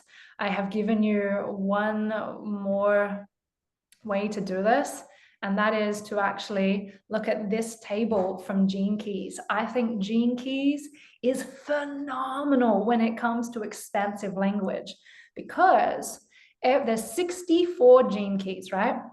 Every one of them has a shadow, which is an emotional concept, means 64 negative emotional words. There are 64 negative, gift frequency words, and there are 64 acidic emotional words. So you've got hundreds and hundreds of emotional vocabulary, like words that will expand your emotional vocabulary. And on this particular page, or this particular document, it also has a word for the inverted repressed shadow and an extroverted reactive part of that shadow. So there's hundreds of words here. I'm just going to pull out a few. Look: anal, chaotic, diverted, reluctant, wooden, I feel wooden, discordant, vain, stylish, masterful, perfect, authoritative, cold, ignorant, frozen, proper, hollow. So you've got sensory words in here and emotional words. Detached, celebratory, liberated, free.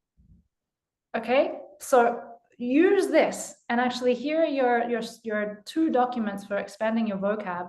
And what I would suggest is that at some point you actually look up your own gene key charts. This is mine. I'm just showing you how you could do it. And go and have a look at your gene keys and actually put your shadow, gift, and city words down here, and look at these words often and start to add these words into your emotional vocabulary.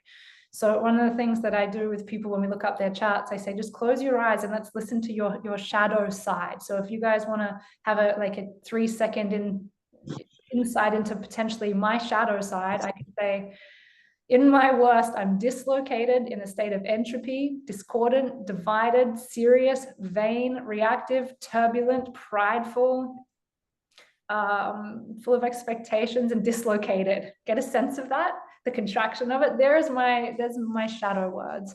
But when I'm in my highest, I'm in a state of unity, beauty, empathy, virtue, ecstasy, purity, rebirth, compassion, invisibility, and celebration, right? So one of the things they actually say in the gene keys is that the more you start to embrace the acidic nature of yourself, the more your vocabulary actually becomes those words. Isn't that cool? So the more you actually evolve your consciousness and evolve the way that you see things, the more your vocabulary reflects higher state words. The shadow words start to leave your storytelling, especially about yourself. In fact, they completely leave your storytelling about yourself and life. They just become tools for a fun story. But your vocabulary is incredibly important. So this is your homework for this week. You're going to learn some new words. And now that we're at this point, I'm actually going to take you through a meditation, but I'm going to put all this together. So I've taught the concepts. We've looked at the vocab. You're going to be expanding your vocab over the week so we can add this into your healing process. And now I want to take you through a process that puts all this together. Before we do it, I'm literally going to show you what I'm going to do inside of, I wrote it down. So I'm going to tell you what we're going to do, and then we're going to do it so that you know what we're going to do. We're going to find the symptoms in your life. We're going to find the beliefs that create the symptoms. I'm going to speed up time. I'm going to do a quantum shift into a future reality where those symptoms and beliefs get worse. We're going to meet a vulnerable self. We're going to shift into the vulnerable self. You're going to get an opportunity to express the needs that you didn't get to express. We're going to find the emotion. We're going to drop into the sensations. I'm going to take you into a Tonglen practice. At that point, you're going to surrender to the sensation completely. I'm then going to guide you into accessing oneness, self-inquiry. You're then going to look back at the story and see the limitation, untruth. This would be a contemplative meditation. You're going to learn from the experience. You're going to reclaim the vulnerable parts work, reclaim the protector self, parts work, through acceptance and forgiveness, which is a particular type of meditation. We're going to then recreate a new story with new concepts, with your expanded vocabulary. And the more your vocab expands, the more your story can get better. We're going to do the I am declaration in truth towards the end. We're going to embody it, feel it emotionally in the body, open the eyes. We're going to move around, do a movement meditation. You're going to tell your story with new words and new emotions. So I'm going to run you through that as a process. Can you see how many meditation techniques are in that one process? Well, this is how I create my meditations. I'm going to teach you guys all of this, but there's at least 15 different types in that one process. And I've put it together so that it matches the diagram that I am showing you, so that we're actually completing things. We're not just, if you want to go to the Olympics to be, if you want to go to the Olympics to be a runner, you don't just go and do long jump.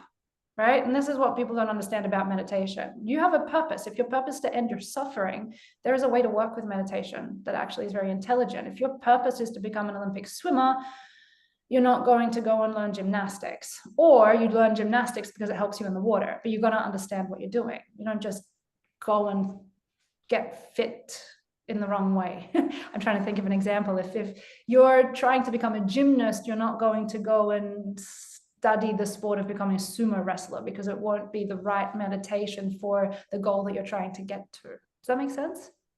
So you got to be really intelligent with your meditation. So people are like, I'm meditating. And I'm like, what meditation and what for? Where are you going? What's your intention? And like, oh, because we got to meditate to do something. Let's be the Olympic athletes of meditation. Lucas, do you have a question? Yes. Yeah, very shortly. It's very new to me that to have a 3 hours block straight on, and for me your speed is quite fast. Yes. Might partly be my past of learning, but not just that, I think. Is this just to get used to and like just level up and I don't know what? Or like you will just take my phone on pee breaks and well, how about somebody who's been with me for a while answer this question? And specifically somebody who, when they started with me, was like, what the heck? I don't get it. And now that you've been here for a while, how much easier is it to follow what I'm saying and talking? So I want someone who's gone through this process with me to answer Lucas here. And I'm obviously going to probably pick on Lisa or Sammy or Janelle or someone who's done this 3 or 4 times now. Who really Go, Sammy. This has been like my 3rd time going through, and I feel like I'm just now starting to be like, oh, that's how that connects. Like I'm seeing it all. At first, I was like, I literally don't know anything. I'm like, what is happening? So yeah. How much easier is it to keep up with what I'm saying, to follow along, to understand it now than it was a year and a half ago? Oh my gosh. It's amazing. Yeah. And I still feel like there's some things that'll like kind of go over my head a little bit, but it's fine because it comes back later.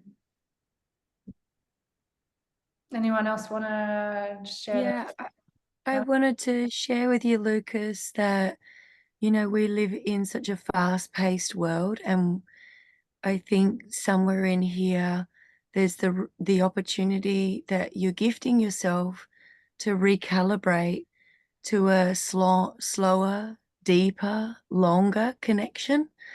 You know, particularly like with work life and social media and phone calls and texting, it's all very chippy and short. So, you know, dropping into these longer sessions of, you know, getting comfortable, getting into comfortable clothing, preparing yourself with, you know, your cup of tea or whatever you want to do, but really settling in to creating a nest of relaxation. And then the other thing I wanted to share was, you know, we have a lot of focus around hyper focusing and cognitive learning. But in actual fact, you know, as you soften in your conscious journey, your subconscious is absorbing beyond what you're even aware of. So, you know, I want to encourage you to relax and allow your subconscious to receive what it's ready to receive beyond what you can define. So, yeah.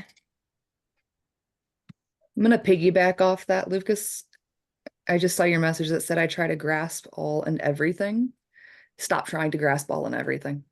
Like, I don't know how many times Holly is going to tell us to widen back into the space and like let your system absorb it. And like, that's the best possible way to approach this, because there's a part of you that will absorb every single thing that you hear over the next how many weeks that we're together, and you won't even realize it until one day you're on a call with somebody and you're like gonna recall, like, oh, I remember in week 16 of emotional mastery we talked about X, Y, and Z. That's what I'm gonna need.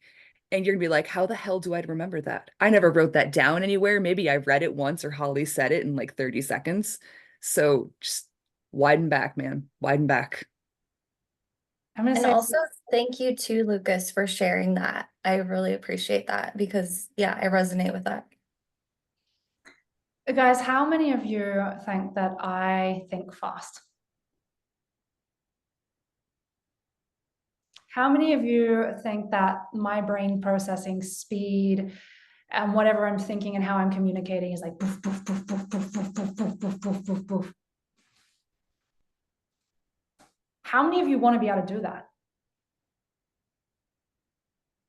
How many of you would be like, I would love my brain to like power off and come up with concepts and speak this fast and articulate that thing? And how many of you would like to have this skill? Not if it, so not as a stressful thing, but as a superpower, as a fun thing. Yeah. So I want you to actually think about it like this. I have allowed myself to begin to connect with the universal field of information in a way that just downloads through my system faster, because I've done this work for a long period of time. Where I was 12 years ago, I didn't let anything like this come through. I didn't even know what the word spiritual meant.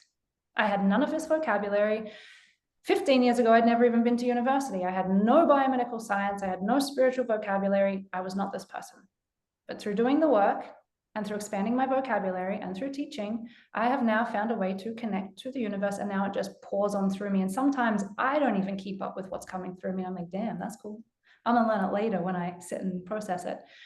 So what I want you guys to understand is that I'm tapped into a field when I communicate. We could call it channeling, but we're gonna do channeling later. But really, it's just me and you guys have access to this field. Here's what's cool. You don't need to, as these guys are saying, process this all through your conscious mind. You need to be in my presence and relax, and you will start to pick up the speed at which I am playing, and you will wake up to it. That's it.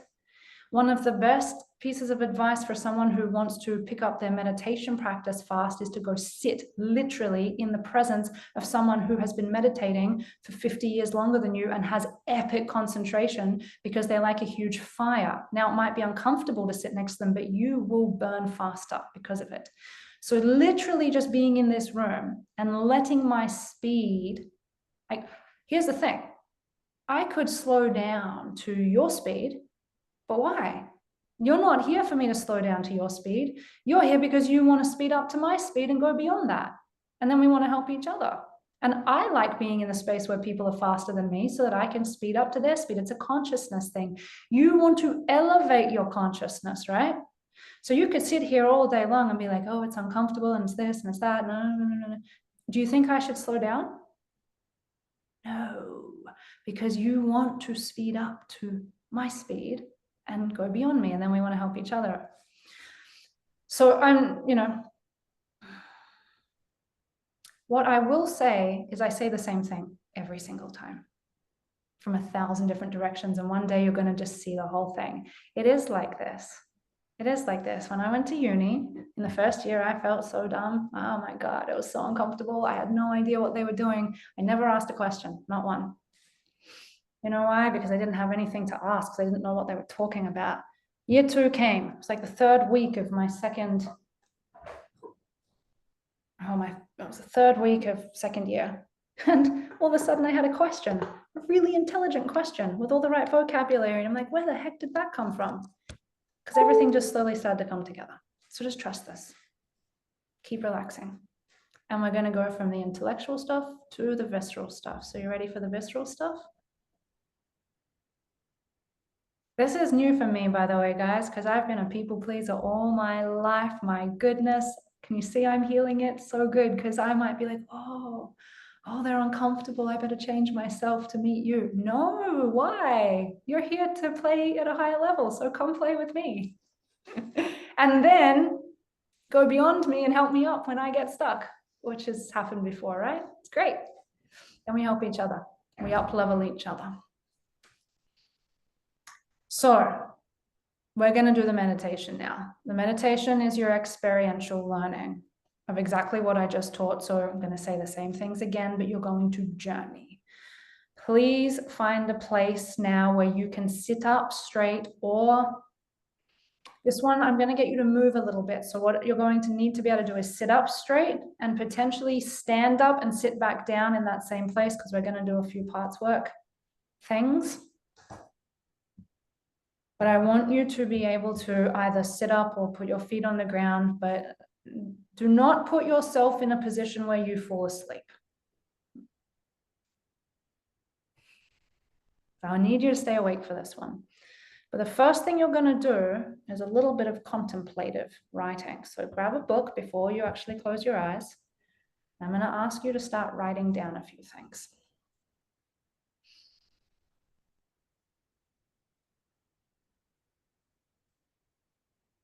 I want you to start to write a list of the symptomology in your life that still shows up.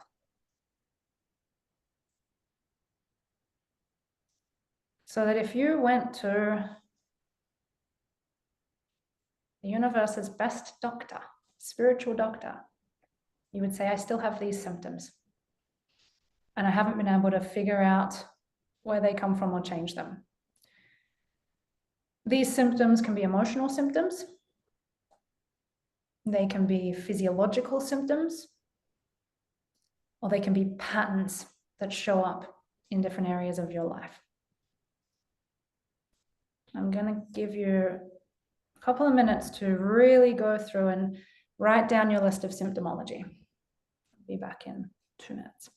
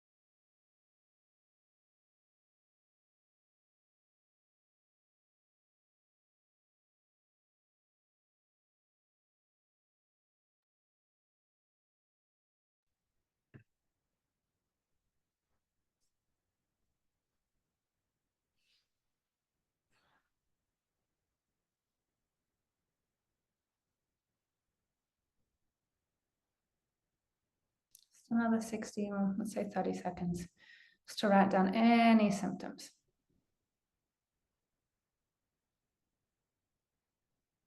When you've got your list, I want you to look at them and I want you to just have a look, maybe circle the ones that are some of the most intense.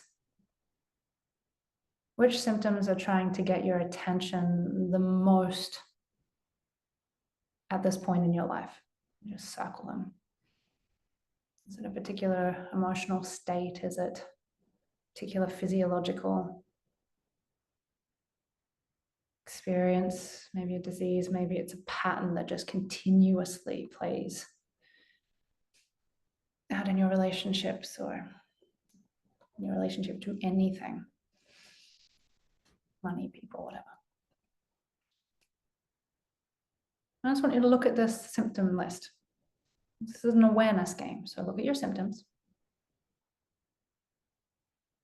And for those of you who have a pretty good life, find the subtle symptoms.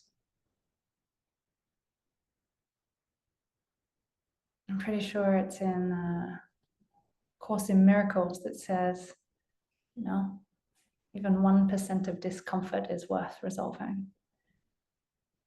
I often say now that I'm a bit like the princess and the pea, where everything's pretty good, but if there's a teeny tiny pea under those 90 mattresses, I now feel it. I'm in the process of removing the peas. Okay. Now what I need you to do on another piece of paper is I want you to write down all the negative beliefs that you think about yourself on a regular basis that you don't want to tell anybody about. Be honest. Another way to do this is to have a look at all those symptoms and say, all right, if they did manifest in my life, there's two ways to do this. If they did manifest in my life, what would I think about myself? If I couldn't resolve these symptoms, what would that be proving about me? If I can't change these symptoms, if this keeps happening, it means that I am what? That's one way to do it. The other way is looking at those symptoms and saying, for those to be turning up in my life, I must believe this, X, Y, Z. So right now you're just being, this is just basic mechanics and diagnostics. Oh, you feel unworthy. Unworthiness is a symptom. I must have the belief I am unworthy. Must have it. We call this general diagnostics right now.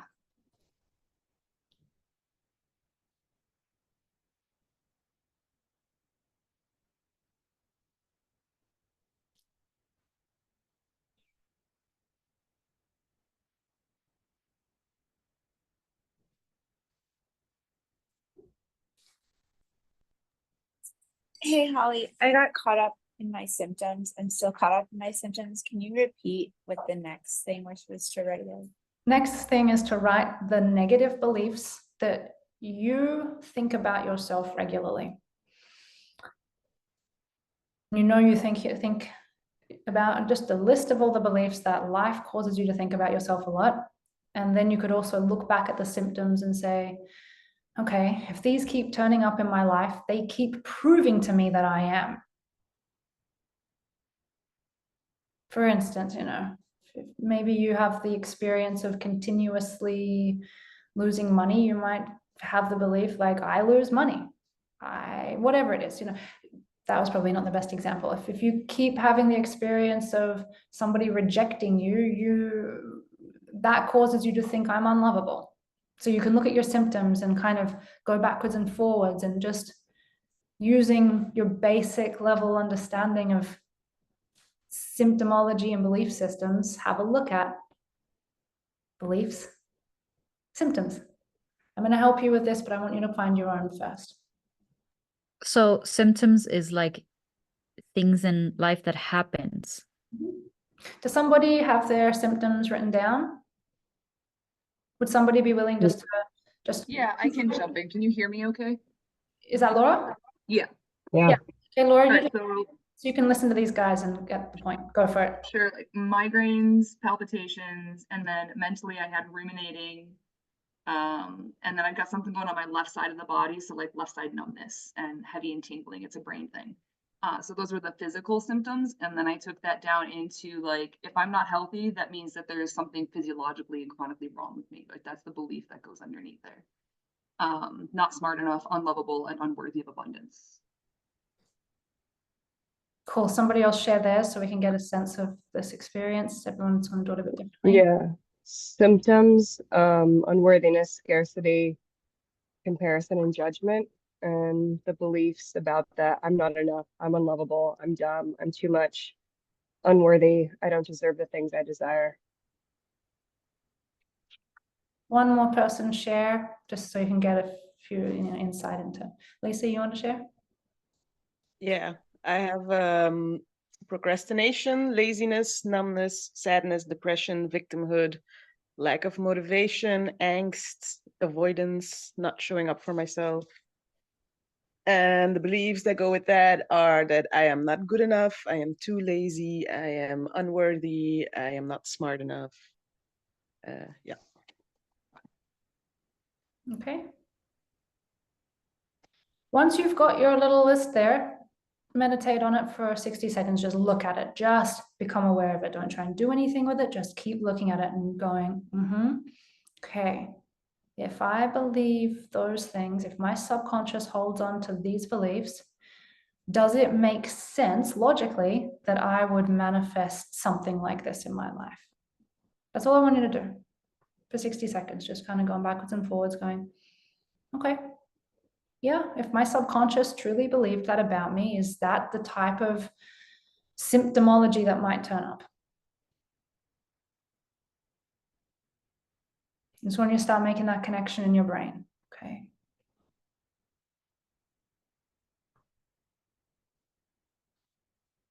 You can even get a bit more specific and be like, oh yeah, I see how that belief could specifically go to that symptom.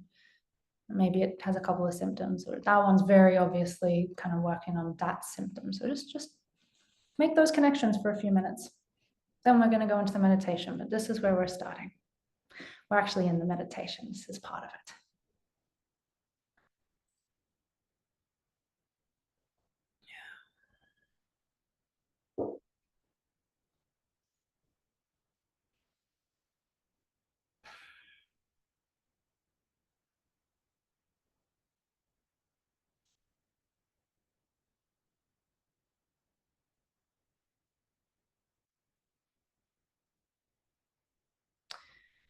I'm going to begin to run through a list of negative beliefs.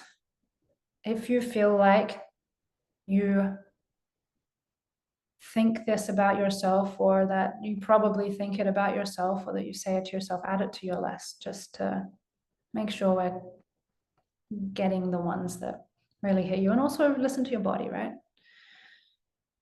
I'm not good enough. I'm not enough. I'm stupid. I'm dumb. I'm an idiot.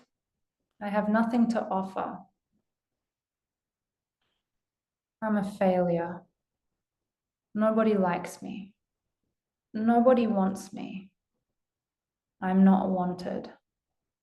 I'm not loved. I'm not lovable. Not special. Not unique. I have nothing to offer.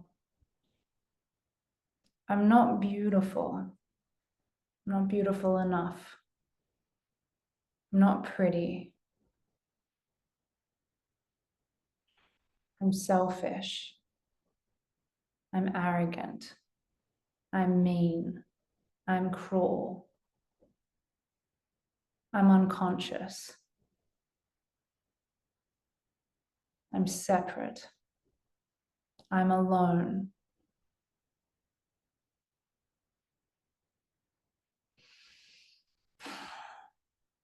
I'm guilty. I'm a bad person. Something's wrong with me. I'm broken.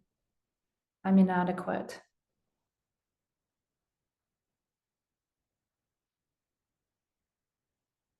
I want too much.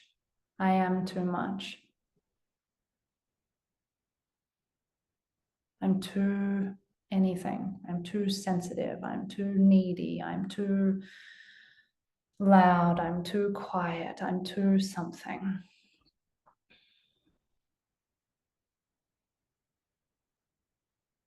Okay, that's enough for now. Have you got your lists? All right, everybody.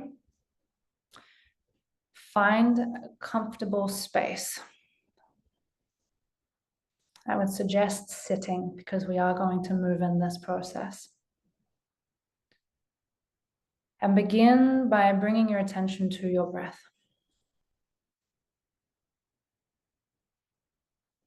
Take a big, long breath in.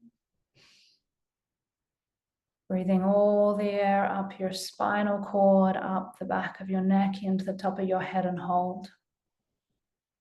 Keep breathing all the way in and hold it at the top of your head. Put all your attention at the top of your head. And then a big sigh out. And relax the body. Breathing from the center of the earth all the way up from the center of the earth through your feet, legs, torso, up, up, up into the top of your head. Breathing into the top of your head as much as you possibly can and hold it there. Hold.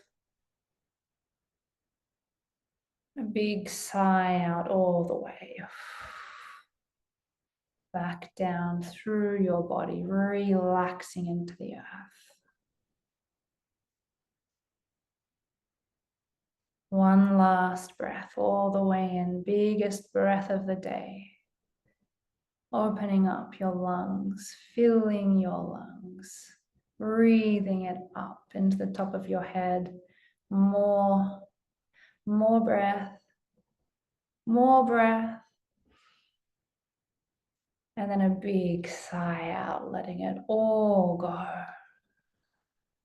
Beginning to surrender yourself to this moment.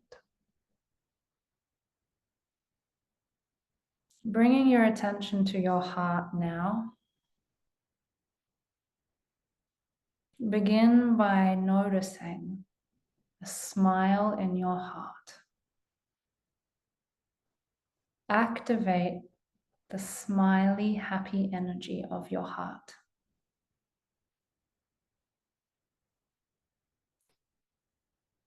You can imagine the Cheshire cat. You can imagine the smile of your son or your daughter or your best friend or someone you care about. You can imagine a community of people giggling or smiling inside your heart. I want you to feel that energy. And use that energy to flood your physical body now. It will continue to come from your heart into your physical body.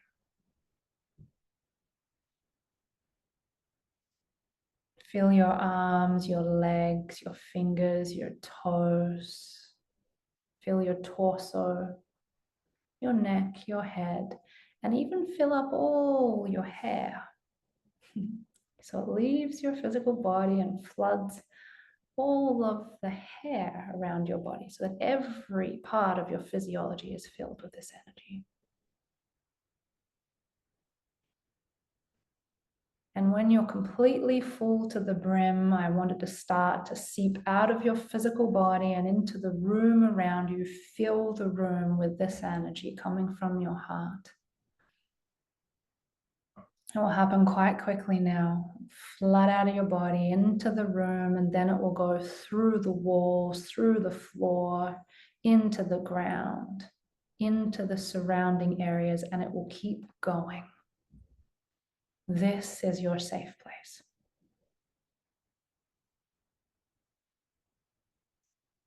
For the remainder of our journey together, this will remain your safe place. Anything that enters your field will immediately be transformed into this energy.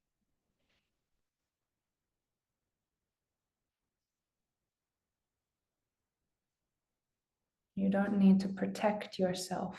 Just radiate the happiness and the love that you are, and anything that comes near you won't be able to help but transform. And so whatever happens within this energy today, it's completely safe. Now at this moment, any sounds, anything happening outside of your physical body, anything happening in the room or the space around you will all fade into background noise now. You will not be distracted by anything throughout this process.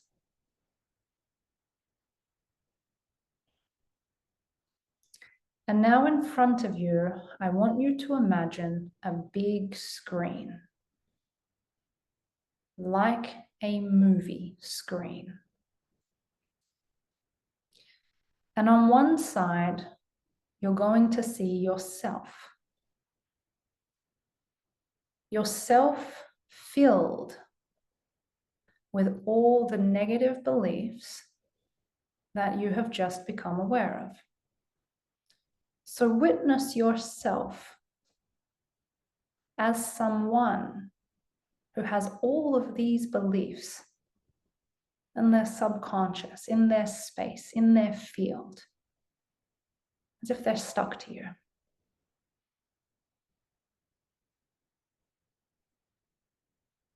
And now I want you to watch as these beliefs start to manifest the symptoms around you on this screen. And I want you to watch the movie of your life. I want you to sit back and look at yourself and say, I can see that if you are holding on to these beliefs about yourself, then this is the story that you will create. These are the symptoms that will manifest. And this is the emotional experience that you will be having. And I want you to sit there and just notice there is a direct connection between the symptoms and the stories.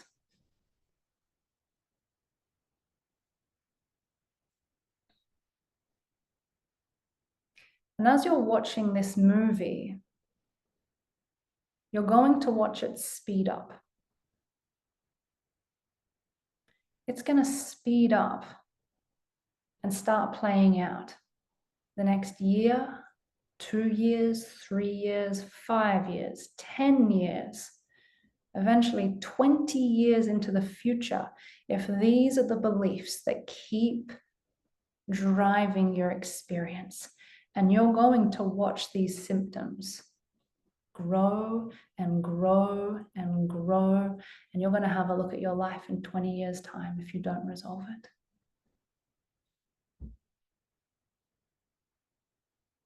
Pay attention to this. See where you're heading.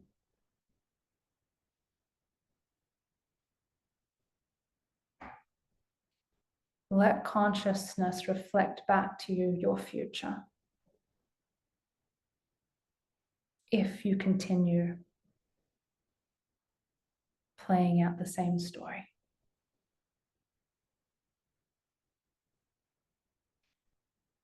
And actually start to let yourself experience what you might be experiencing in the future if it were to get this bad.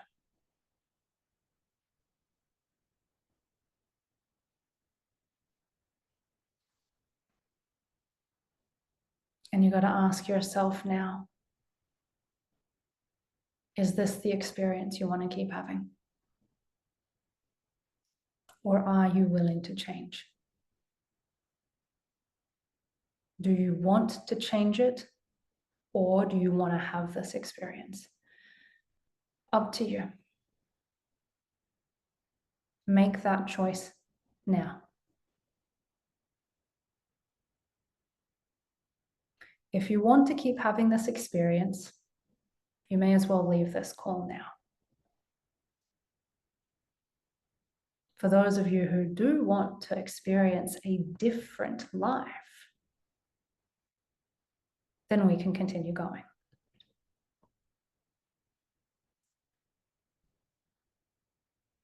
Now let that movie screen disappear. And I want you to see, sense, or feel sitting in front of you as the most vulnerable inner aspect of you who believes these negative beliefs about themselves. I want you to call forth your most vulnerable, wounded self who has believed these things for years. And although you have done everything you can to protect yourself from these experiences, these thoughts, these beliefs manifesting, they have continued manifesting and continued to feed back evidence into your system that is true. And so sit with your vulnerable self who has so much evidence and proof. And the first thing you're going to do is see them. Be willing to look. Do not run. Do not justify. Do not create the protector self to distract you from this moment. Look. Look at your wound.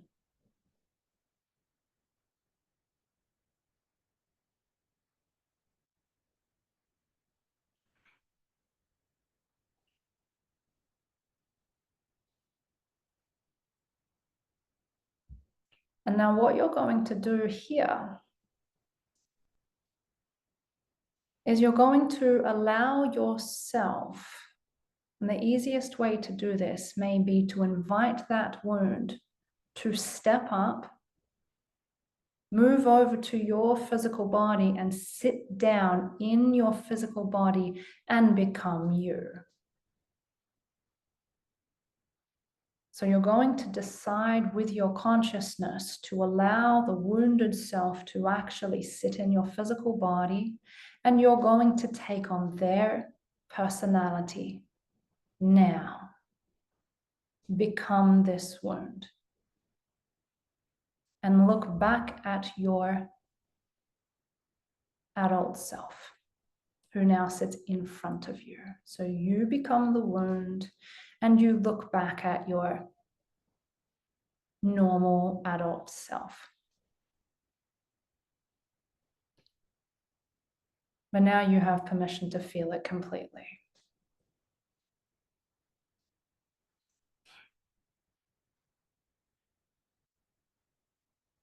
Surrender yourself into the wounded self and allow yourself to feel what you feel every day anyway. It's mostly trying to run from it. But stay conscious. Now, inside of your own imagination, you're going to look back at your adult self and you're going to start to express, firstly, what you haven't got to say to yourself before.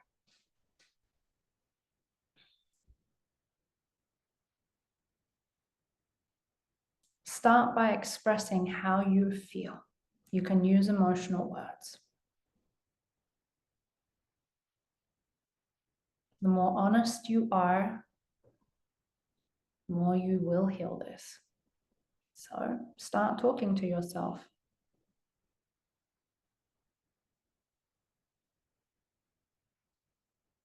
What is it that you haven't had the opportunity to say? Your turn.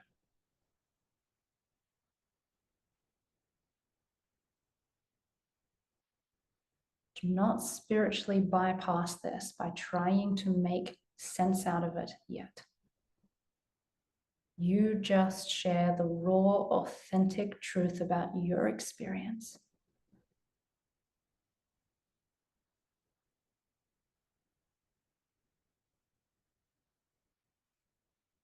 As you're sharing within your imagination, keep letting yourself feel. Do your best to express how you feel. Share your story, your perspective. It's all correct.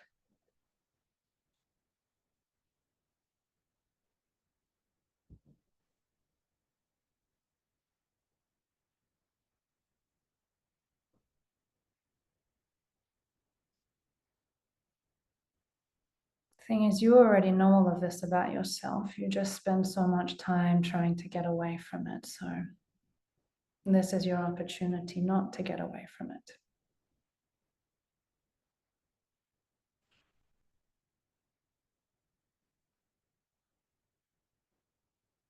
Now, this next part is exceptionally important. You're going to begin to communicate to yourself what needs you didn't get met. You need to start sharing what you needed and have always needed and haven't been given. I needed to know I wasn't bad. I needed to know I was safe. I needed to know that I was special. I needed to know that I was cared about. I needed a hug. I needed physical connection. This is the moment where you start to tell your adult self what you needed and still need and didn't get, and potentially still don't get from yourself. So tune in. What do you need? What do you need to re-empower yourself? Without it, you will continue creating a protective layer. So get very clear on what you need and tell yourself.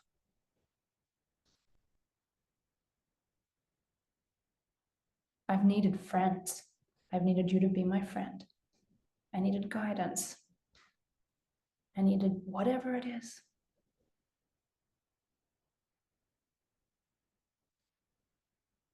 Now go deep into this. This is an emotional experience. What didn't you get?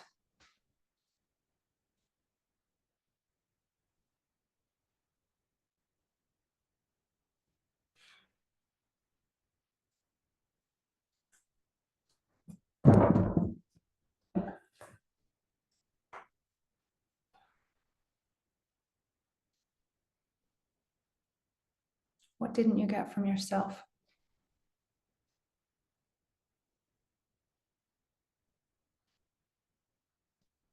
Become aware of your needs now. You know you better than anybody else does in this universe.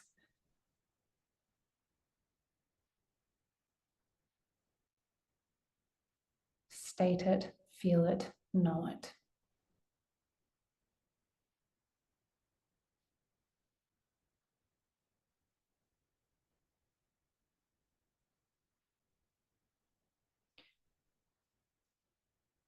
Once you've identified the needs that you didn't get and still need, begin to bring your attention into your physical body and feel what it's felt like to not have them met.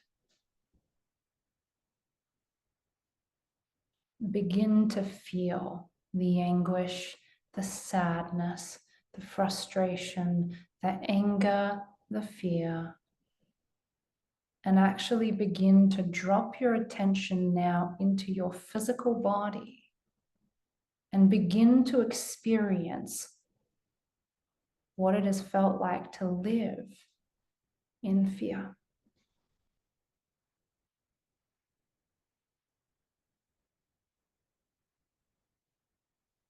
Become aware of your nervous system.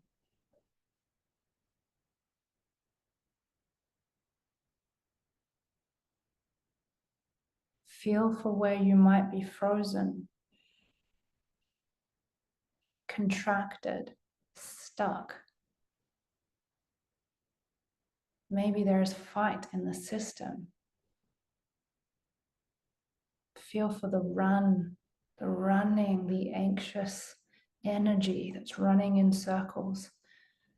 Drop into the sensations of the body and start to let the body show you what it has felt underneath any type of numbness or rejection for years.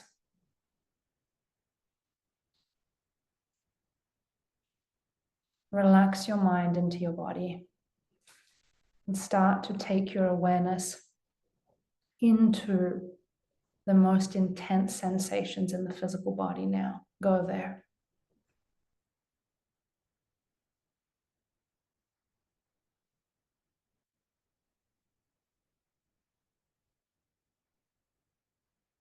And feel them in their raw energetic state.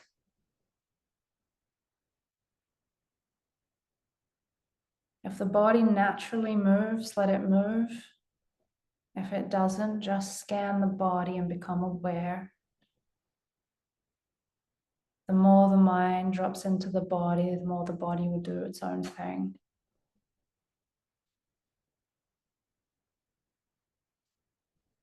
Without psychedelics, without somebody forcing you, this is just your choice to soberly look and feel.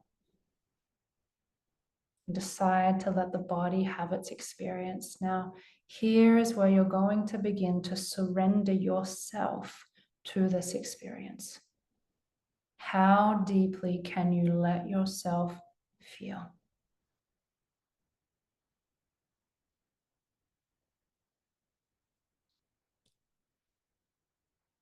Move your awareness into an area of your body that may feel numb or stuck.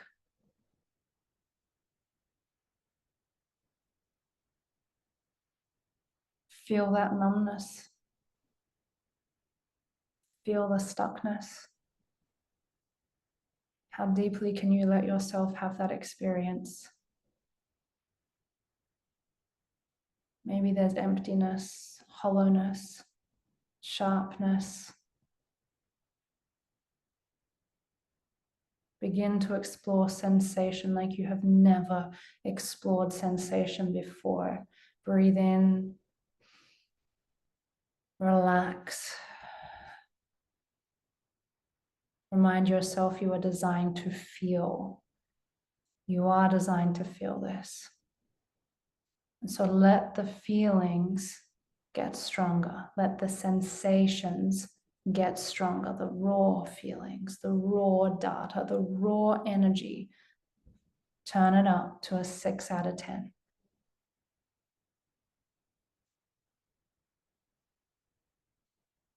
Keep dropping your mind into the body. Keep putting your full attention on the sensations.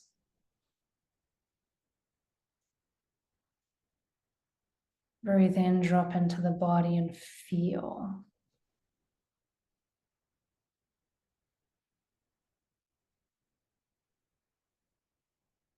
Feel your wounded self all the way through. Now we're going to pick it up. I want you to start to breathe in these sensations. Breathe them in from the universe around you and breathe them into your physical body and turn them up. Invite them in. As you breathe out, relax. Breathe in this shadow-limited energy. Breathe in the pain. Breathe in your suffering. Breathe in your limitations. Feel it. As you breathe out, relax. Do not run.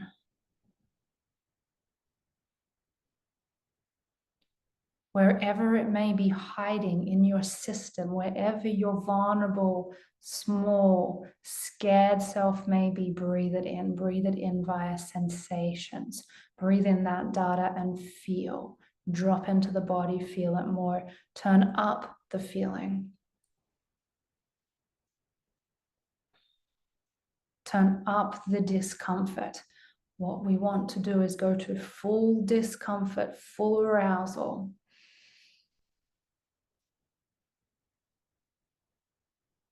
Nobody can hear you where you are. If you need to start making audible sounds to breathe it through, you can. Breathe in the discomfort.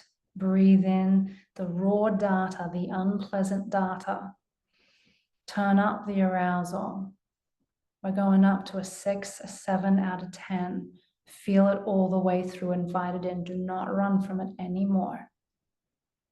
Whatever you've had your back towards, turn around and feel it now. Invite it in more. For those of you who are brave enough, tap into all the people around the world who have felt this same way and start breathing in their pain now too. Tap into the collective who feels this same way. Breathe it in. Let your body have this experience. Stay focused, stay committed. This is your moment for transformation.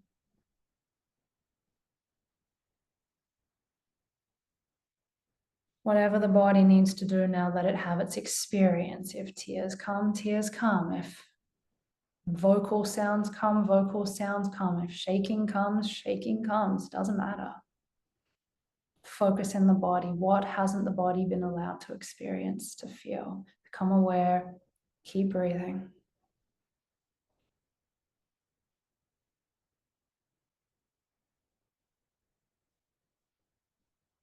You are allowed to feel this. This has been your biggest pain.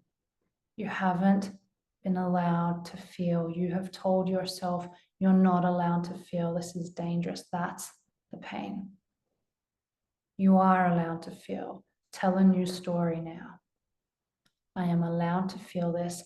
I am allowed to have this experience.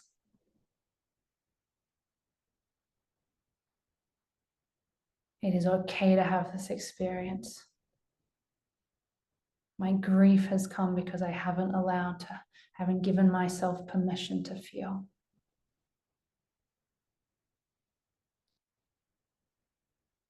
Keep going. Remember, we cannot go to the next level until you surrender yourself so completely to this experience as it is. What would it take for you to stop judging the experience?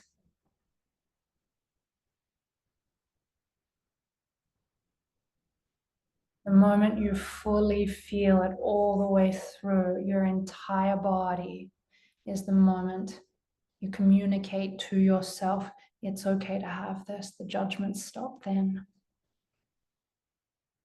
So surrender to your suffering. Let it take you like a wave, like the ocean.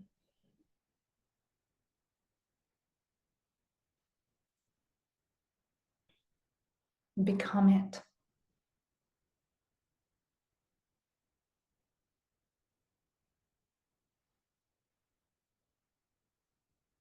Become the shadow you're so afraid of. Be it completely in the body.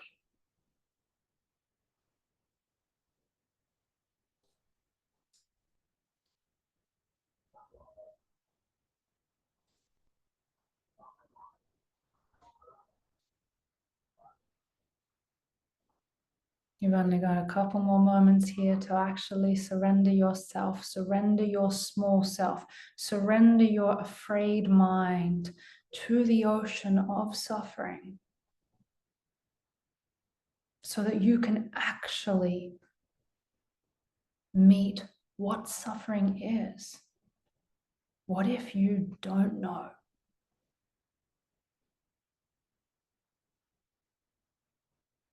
You are surrendering yourself to this energy.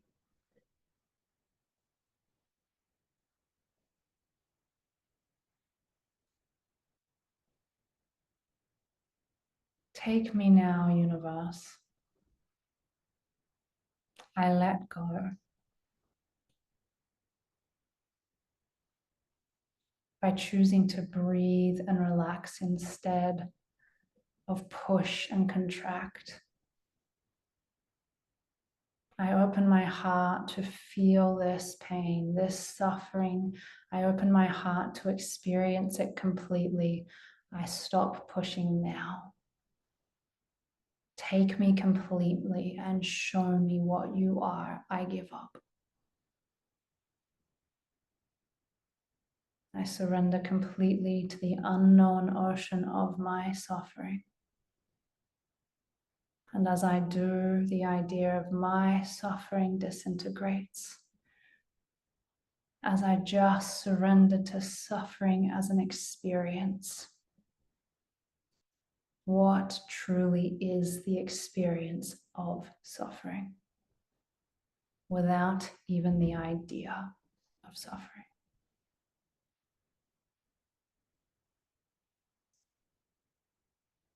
And become it so totally and so completely that you cannot any longer find where you start and the ocean of suffering ends or begins. It melts into one thing.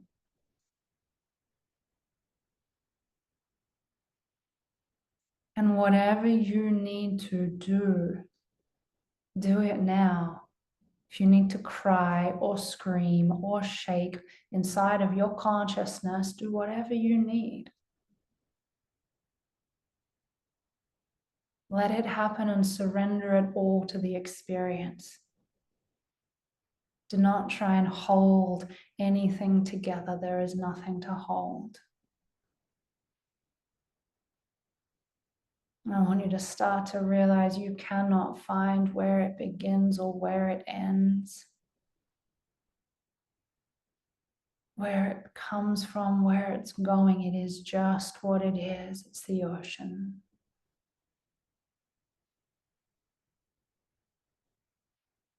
Surrender this idea of suffering into the vast ocean of consciousness.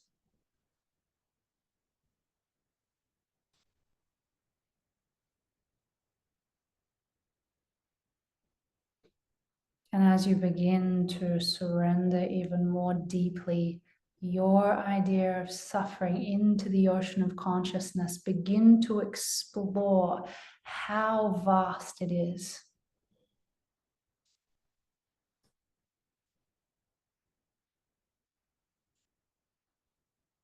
It goes beyond just the physical body, beyond the room, beyond the planet, beyond the universe, beyond the other galaxies and star systems, and it just disintegrates into energy that goes on forever and ever and ever. Begin to notice that you cannot find where suffering ends and oneness begins.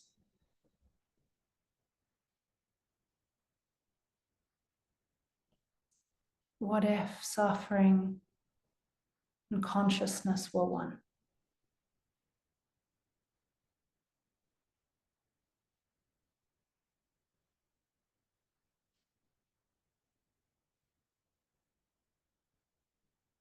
Because suffering is just energy.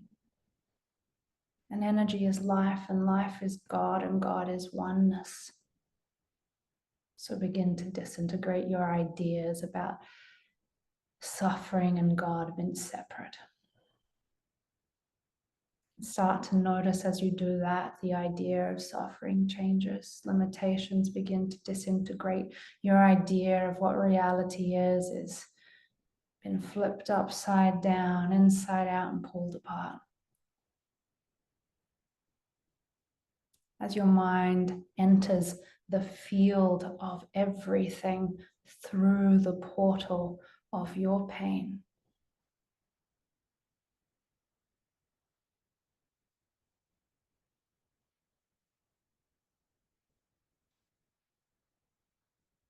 And just start to experience energy as it is, everywhere. Stay focused, stay committed. Don't try, just follow my instructions. And notice that energy is everywhere. It is neither male nor female. Just like suffering is neither male nor female. It is not old or young. It is not a religion. Neither the light nor the dark is confined to one ideology. It is everything, everywhere, all at once. Notice now that you cannot pull apart the idea of light and dark into separate things. The light and the dark become one energy field. And start to enter this energy field now. For those of you who have done this before, explore it more deeply with more commitment than ever before. For those of you who are entering maybe for the first time, notice that this energy is everywhere. It's non-dogmatic. Begin to notice that this energy cannot be stuck. It's always moving. It can just transform, condense, dance in different ways. Notice that it is vast, that it cannot be destroyed, that it cannot be killed. It is not limited to one physical body, but everywhere.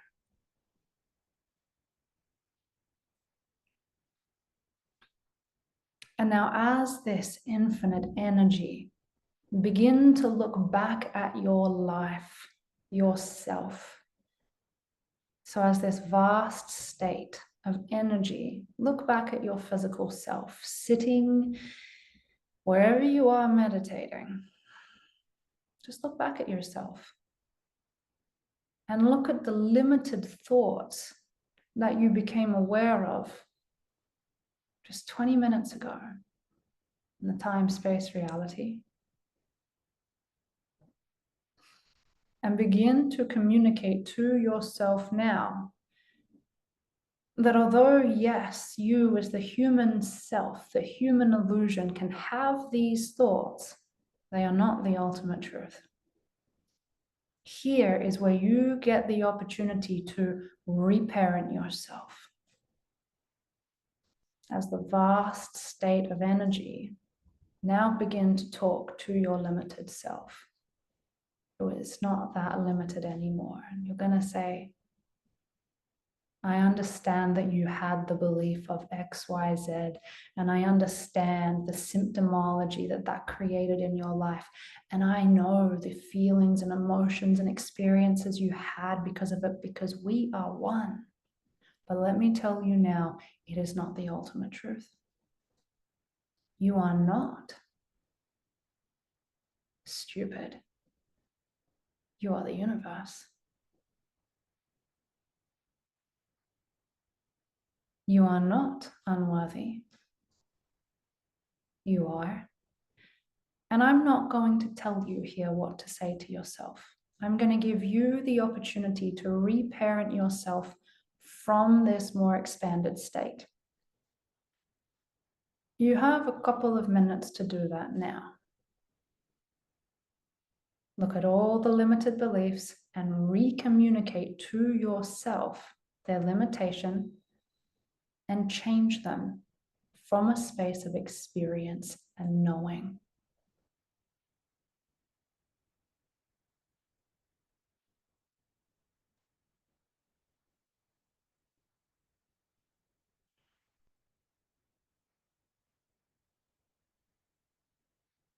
Do your best to work with yourself.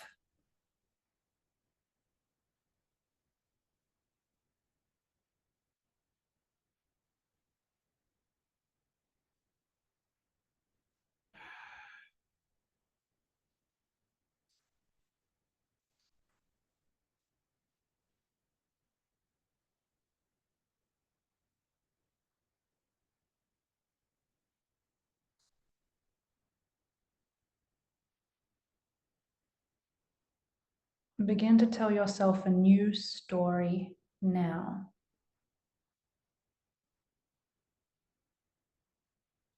You may recognize that you don't even really know the definitions you've given the words that you hold on to.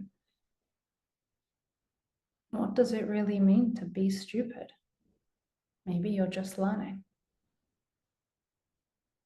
What does it mean to be bad? It's just an idea, it's a concept. Maybe that's your way of exploring. So challenge your beliefs, challenge your concepts and your ideas now. Be willing to pull it apart. Be willing to change.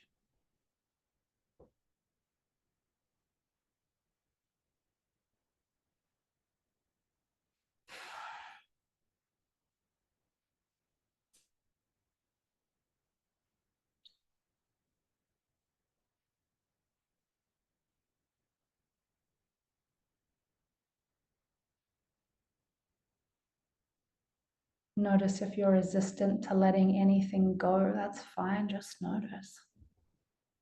Notice if you say to yourself, you are worthy. You live in an abundant universe. You are abundance itself. And if your small self goes, oh no, let me tell you all the evidence. Notice that and laugh. Laugh at the limitations. See its untruth. See the game. Wake up.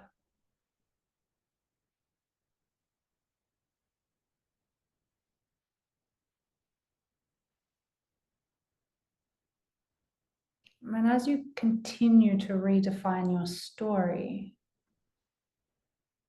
I want you to look back at your vulnerable self and your protector self, which was the one who was responsible for so much of the symptomology in your life. And I want you to actually see if you can extract some wisdom from this limited experience. What did you learn about yourself from having this limited experience? What did you want to learn? Because you did this to yourself for a reason. You wanted to have this experience. Otherwise, it never would have happened. So what did you want to learn?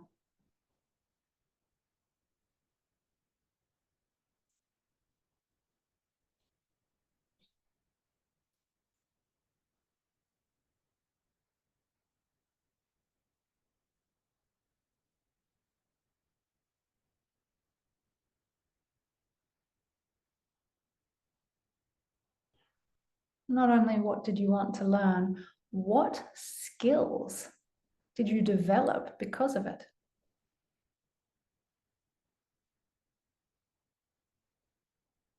Have a look at your protector self. Yes, maybe symptoms came with it, but also good stuff came with it.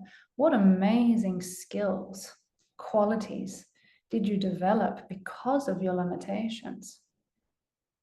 Maybe focus, maybe discipline, maybe control, maybe creativity, maybe boundaries.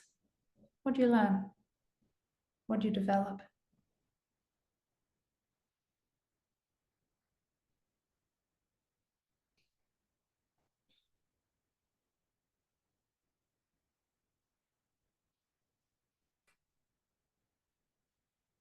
We're close to the end of the journey here. I'm going to remind you that when you extract enough wisdom and learning from your limitation, so much so that you get to the point where you say, I wouldn't change it. This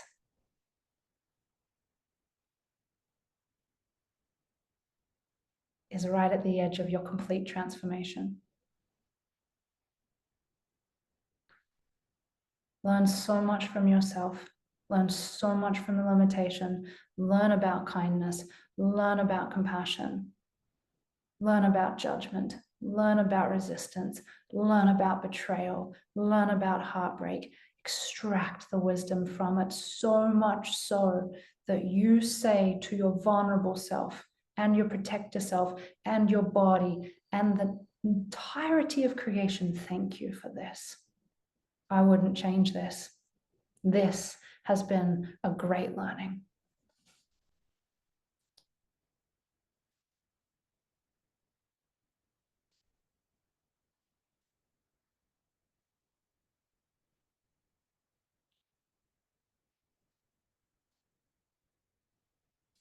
You think that your negative beliefs, vulnerable self, protector selves, have been responsible for your limitation and pain, but they haven't. They have been responsible for your learning and your expansion. When you see this, and you get to the point where you start to say thank you, forgiveness will be a byproduct. You don't have to forgive. It will happen when you stop judging this experience as wrong. We're almost there.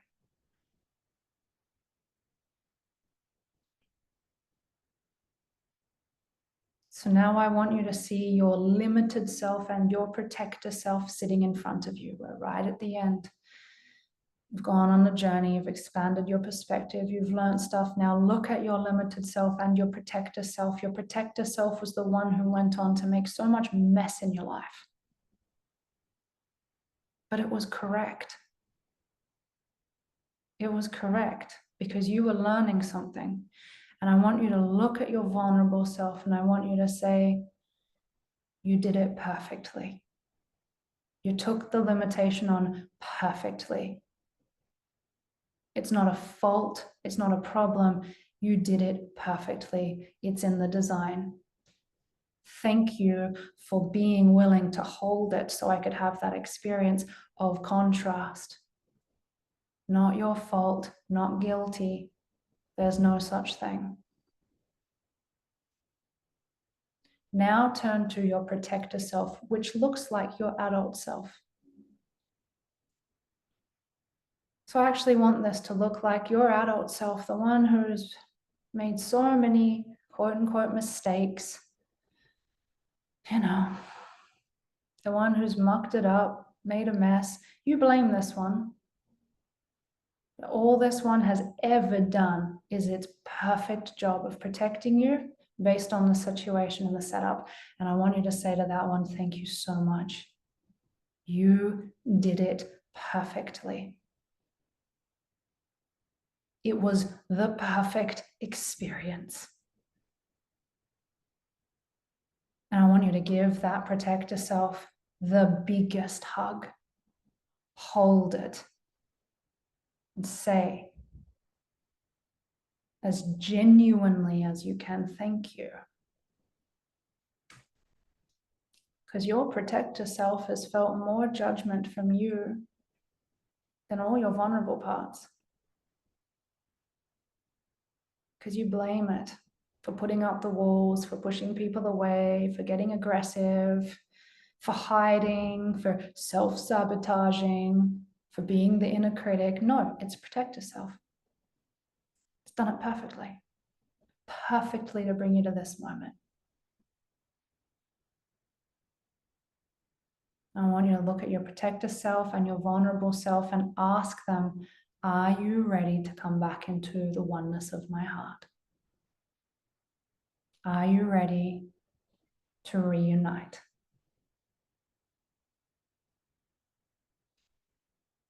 Now, the protector self will only do that if it feels like your vulnerable self has changed its story and got its power back. Now, this is up to you.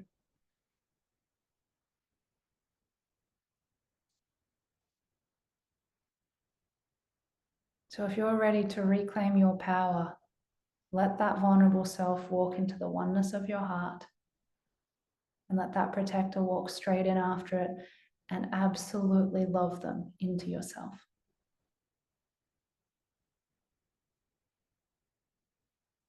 And let the saga end.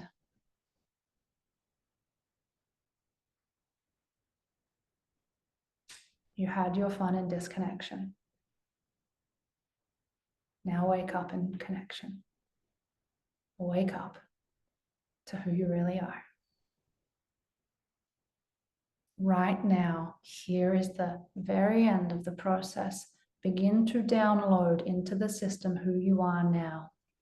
I am. Who are you really? In truth, in love. I am love. I am complete.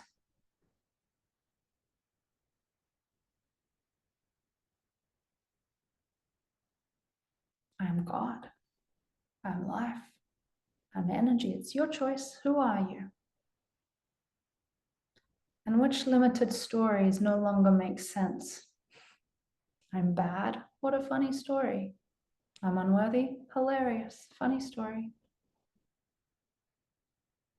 And start to feel into your physical body this new state of being now.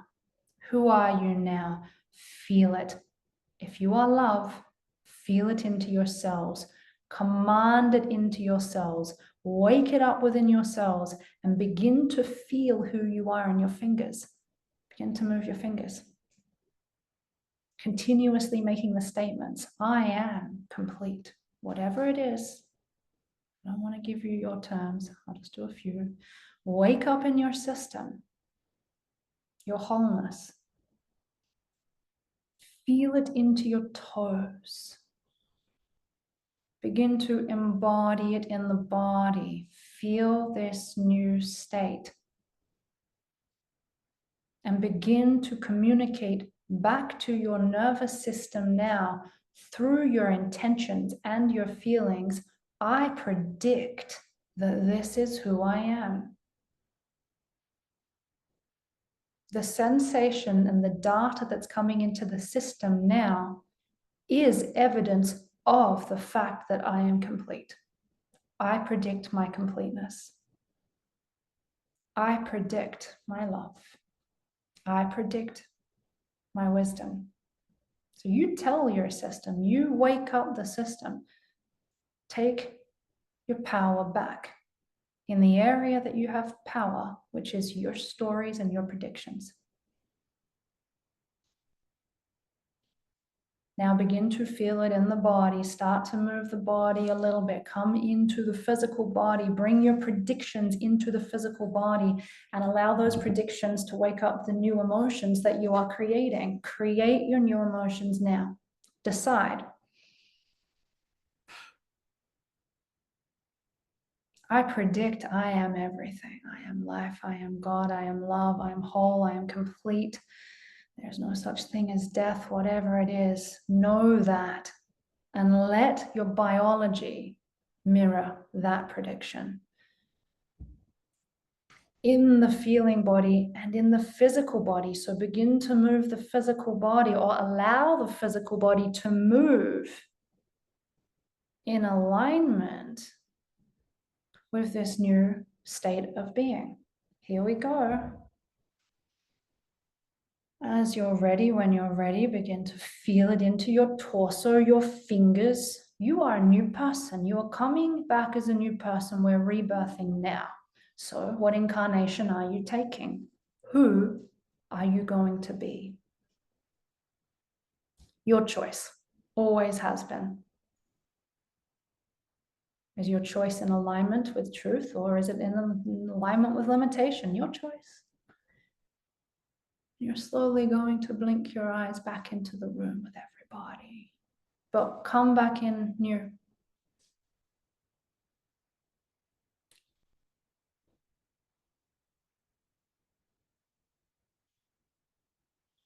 Be a new person as you come back.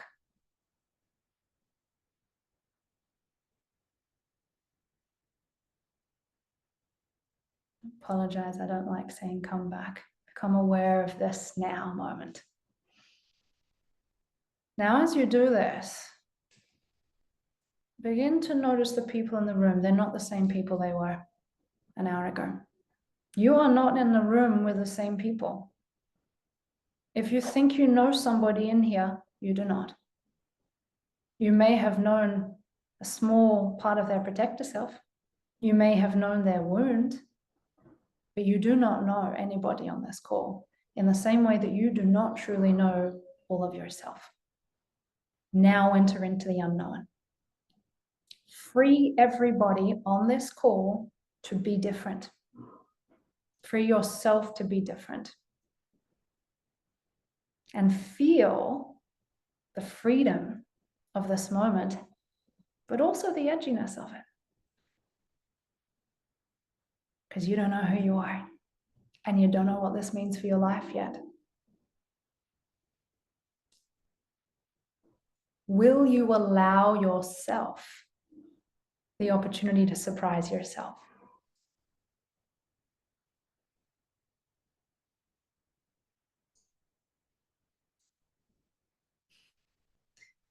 Rishi, your battery's dead in a sec, then no worries. No matter what you do, the only thing from here is to walk around in this state. Do not, well, you can if you want, but you do not need to revert to your old personality.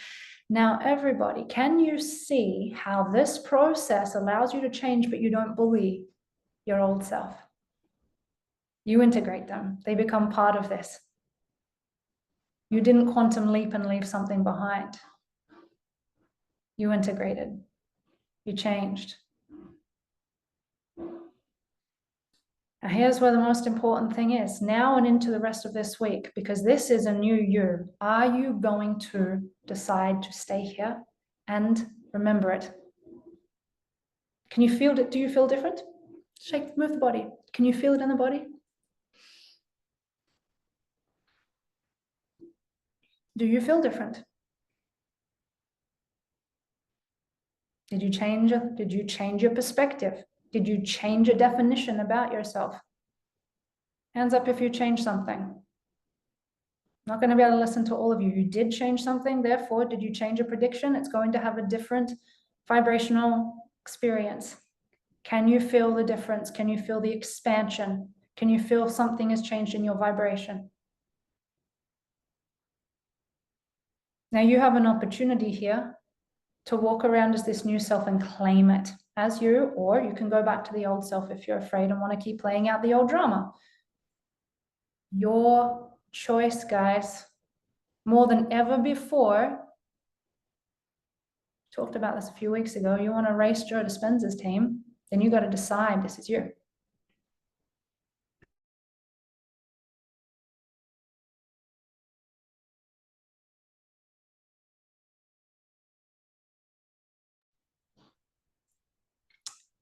I'm going to stay on for a little longer because it was a long call. But now whoever wants to share as this new self, you have the opportunity to actually share as this new self and also ask any questions about the process. Before we go into that though, were you able to follow as I went through the diagram? I know it's a different thing, but could you see how we went through all the phases of that diagram? How I mapped that experience here?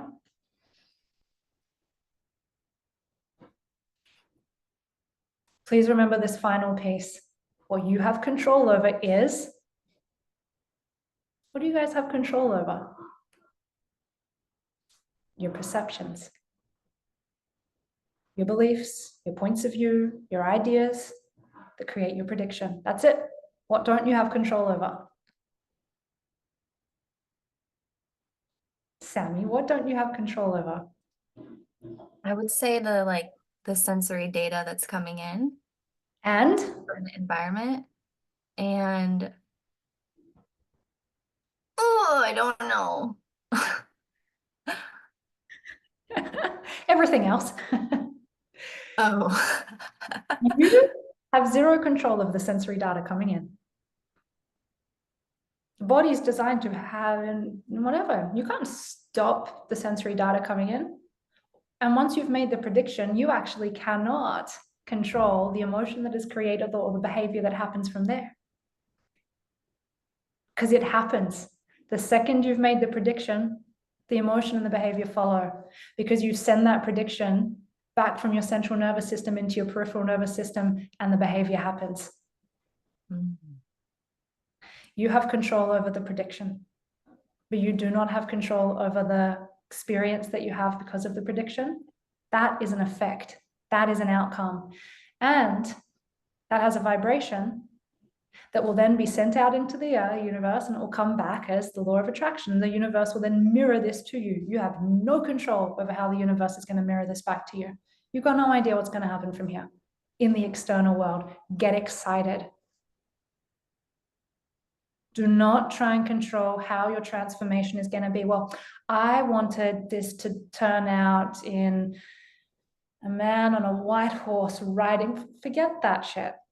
That's what you have no control over. If you were able to, this is such a beautiful realization, if you were able to control how it was now going to turn up in your external world, you'd be bored.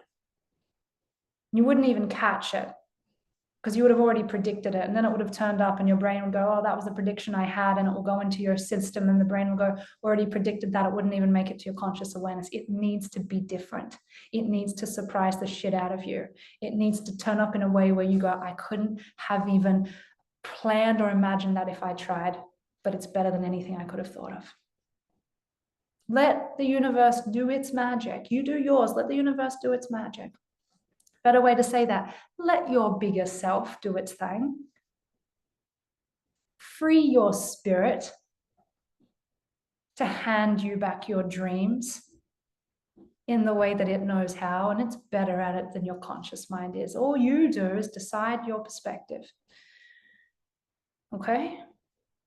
Give up that control. You don't want it anyway, seriously. Life would be boring and dull and constricted, and you would get tight. Okay, guys, I'm going to hang out. Who wants to share? I want to hear. Did you enjoy this process? Cool. You know, learn how to do it. You can take it. Who's sharing? Yes, Joey, yay. Here you go. I'm just gonna. Oh yeah, there's something happening with my. It's all right. We can hear you and see you. You can, yeah, but I can hear myself like as an echo. Hey. So let's see. Can you hear me okay? Yeah, okay. So yeah, I'm just gonna share because I've been very quiet because I've been my son is sleeping next to the room here. So I just want to say that what I'm feeling more and more is just like a more like an inner silence. I think it's a part of the true self that I'm noticing is just this more quietness inside, and that feels good. I think it's less like self-evaluation, all of that. But I just wanted to say as well, you know, like with your model and the things that we can have control over. Just a thought. One of the things that we, to some extent, that we can have control is like the external data. We don't have control over the details of it, but we can have some direct control over the category of data coming in. And by that, I mean, we can just, for example, decide to go for a walk in the forest every morning. You know, for 1 hour, I want to expose myself to data coming from nature, or listen to this or to that. So there is a choice of what we are pouring into our system. Just a little reflection. I love that. It's true. And guess where that choice will come from? It will come from the beliefs and the beliefs and the ideas and the point of view that you have about life, and you'll make a prediction that will cause you to take action upon something that will actually gear you back to more and more health. So look at this. You know, Matt Kahn says in one of his conversations, the byproduct of raising your awareness is doing things that are better and better and better and better and better and better for yourself. So what if you change your perspective to believe that you are worthy of love and peace and health and all those things? That belief itself can lead into a prediction that will cause you to actually take action, and that action will look like going for a walk in the forest. That action will look like eating better foods or moving yourself out of toxic situations. So it's absolutely true that you have control over that. But then you could almost say you almost don't have control over it. You only have control over changing the belief that would stop you from just naturally doing that. And it's a beautiful, subtle distinction. We were talking about it the other day in Revive, because somebody said, what if I woke myself up, you know, to this beautiful infinite oneness energy? Then what do I do with it? And my answer is, you don't have to figure that out. Because as you begin to wake the mind up to that higher level, even silence, then it will naturally start happening through you, and you will start taking those actions that will change that data, and it will be spontaneous spirit moving through you. And this is what I believe a lot of these channels are talking about when they talk about when you are aligned, you will always find yourself in the right place at the right time. You will find yourself exactly where you're meant to be because it's moving you into these beautiful environments. And the other side of that, so the mind doesn't get hooked, is that sometimes spirit will move you into what seems like the opposite of that environment because it's your destiny. So yes, you are so right. And also there's potentially like a caveat to it, that that's just a byproduct. And you may still only have conscious control over changing your perspective, which leads to that action. Do you like that? I love it.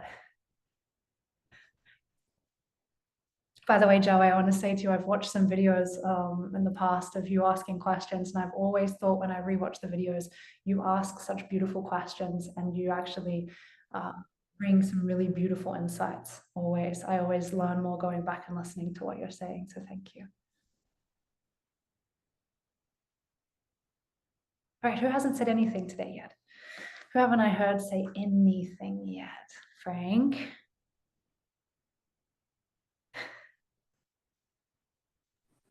It's because I don't have much to say today. Do you want to share anything about this state that you are currently? This is the opportunity you get to reclaim a self at a higher level. Anyone who's got to go, you are welcome. I'm going to stay on until past. Yeah, so during that process, towards the end, well, in the middle, I was like, okay, great, what's happening? And by the end, I thought, wow, I feel this shift with the subjects that I was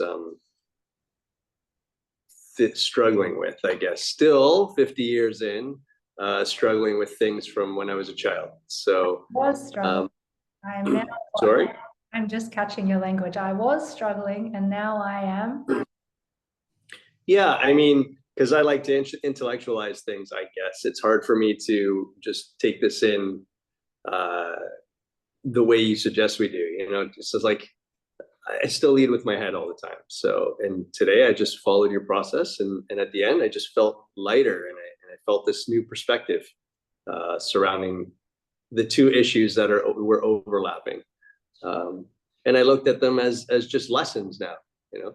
So just and then I promised my young self that I would give him what I was lacking and what I was seeking from my father, for example, and use my mother as an example of what not to do in similar situations. I was playing out there. I guess in the last 30 years, I feel like I've been playing out their drama, even though I could see it so clearly with them, with what they were doing wrong. I've been playing it out in multiple relationships, I feel. Can you guys see that what you pick up from your parents, just because you look at them and go, I don't want to be like that, you can't help it if it's in your subconscious. You can't help it. Yeah. You are going to become them. It's part of the journey. It's like a baton that gets passed down to you from them. Their limitations that they haven't resolved, they pass to you, and you take it on. And somebody in the lineage at some point needs to decide to do this. They need to decide to go in and rewrite the story through the lens of love, what I believe. Otherwise, you can't just say, well, I don't want to pass it on. You're going to. Your parents can't say, oh, I didn't want to, or you can't look at them and go, I'm not going to become like that. You may do everything you can to avoid it, but all you will do if you don't actually transform the core of it is create a protector self to try and get away from it, but you will always attract that same thing because it's still in the subconscious. So you might look like you're being the opposite, but you end up being the same because it's the same. It's no different. The belief is still there. The wound didn't get healed. It's just been hidden differently. So amazing. By the way, what was the change in perspective? You said you feel like you had a shift in perspective and now you're looking at something as a lesson. So could you just give us what you did look at it? Like, what was it before and now what did you change your perspective to? You don't need to give us the situation, just the shift in perspective. I feel like it's more of a change in how I felt about the situation. Yeah. In my head, I like to think, oh yeah, I'm taking that as a lesson. But now I felt the lesson. I feel differently about it than I did at the beginning of the process. How do you feel about it now? Lighter. Like a lot of times I'll say, oh, I know this is a lesson, but I don't feel like it's a lesson. It just feels shitty. Now I feel the lesson, if that makes any sense to you. I don't know. That makes more sense than anything else, because if you don't feel it, nothing changed. Right. So even if you don't necessarily figure out exactly what you did in your psyche, the fact that you feel lighter is the evidence that you changed your perspective. And that now feels lighter. That is the evidence. Let the lightness in the system, the feeling, be the evidence of the change. Now, all you need to continue doing for the next day or two is keep coming back to that lightness feeling. Keep coming back to that. Retrain your body to feel this. Walk around in that lightness. This is make this a walking meditation from here. Walk around with that lightness. Enjoy that lightness. Enjoy what comes from that lightness. Do not forget this feeling. This is Sounds good. your meditation for the next week, because you're going to retrain your biology. It's going to open up your genes in a different way. That's what you're studying next week, by the way, guys. You're going to have a look at Bruce Lipton's biology of belief, and also Joe Dispenza's talk about healing, and it's going to reconfirm all of this. Fabio, you want to share? I don't think you've said much today. Hi. That was very intense. Full-blown ayahuasca vibes. I threw up, cried my eyes out. Just, yeah, all of the steps. Saw myself as a child, saw myself as an adult. Full-blown ayahuasca vibes. Fractal. Yeah. I think the biggest insight of it all is that if you don't fight for life, you end up fighting to live. And I have this belief that I am sick, and I used to have. And this knot in my throat. And yeah, I just saw it transform. It started throwing it up, and it's crazy. You had a belief, I'm sick? Yes. And tune into the state of awareness where you know that's not the truth. Feel that now. Can you find that? Can you feel the field where that's not true? yeah. And it comes from life. It's like I'm live. So I want you to feel that and redefine and tell me and tell everyone here from that state of awareness the truth. Well, I went from I'm healthy and I'm like all these things, but truth is like I am life. I'm the beating heart of life that speaks through me. I'm life. Is life sick? Yeah. Feel that. Yeah. I get this feeling in my body for you. It's like I'm having this in my system where I'm like, this is kind of what sometimes like, wait a minute. I'm not sick. I'm not sick. I've never been sick. That's just a story. I'm not sick. I'm life. I'm alive. Yeah. Life is healthy. I like this. This is what I feel from you. Like I'm not sick. My God, I've never been sick. I can see how having a belief would create the experience of being sick, but I'm not actually sick. I'm free. I'm free. I'm free of that idea. That's my choice. Yeah. I can choose to be sick if I choose and have that experience. Okay. What did you learn from it? A lot. I saw myself as I was a long time in a hospital when I was a baby, 2 years old. And I saw the whole line of how that manifested in me. But the biggest thing I think is just that life is free. That was a big, like when I felt it the most, it's just like life is free and I'm live, and yeah, life communicates freely and it doesn't have any knots. It's just blooming, and that feels really good. How many of you on this call would love to feel that life is free? So can we download from Fabio this one? Tune into the knowing that Fabio has right now. I'll hold it to that life, God, energy is one, and it is everywhere and it's free. It's free and it's everywhere. Just without letting the conscious mind hook into the 3D illusion yet, just hook into the knowing life is free.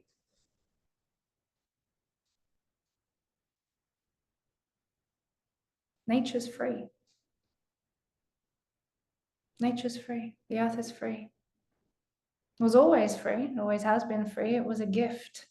And it's the perfect gift. Everything that is here, even just in planet Earth as one teeny tiny part of the universe, is infinitely abundant and free. Everything comes from nature. Nature is abundant and free. And energy is free. Just feel that for a minute. Now, if we want to lay a game over the top where we exchange paper for energy, blah, blah, blah, okay, fun. It can be fun, but don't ever forget, it's all free. It's a game.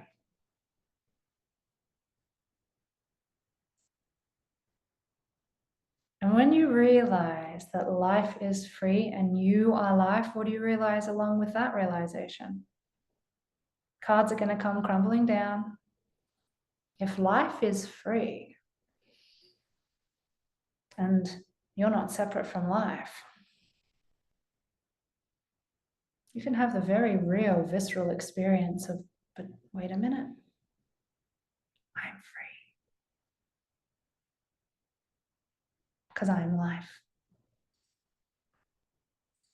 Maybe your wires don't let that penetrate in yet, but we'll keep laying the foundations until anything that is not real will just fall apart. Because you're not separate from life. Sure, your energy's manifested into this form.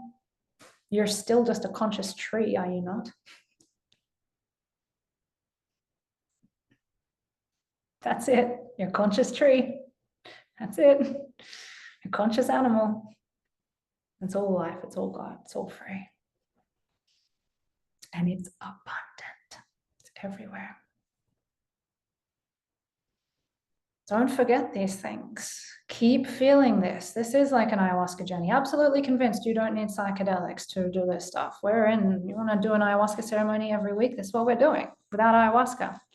It's less taxing on the body budget.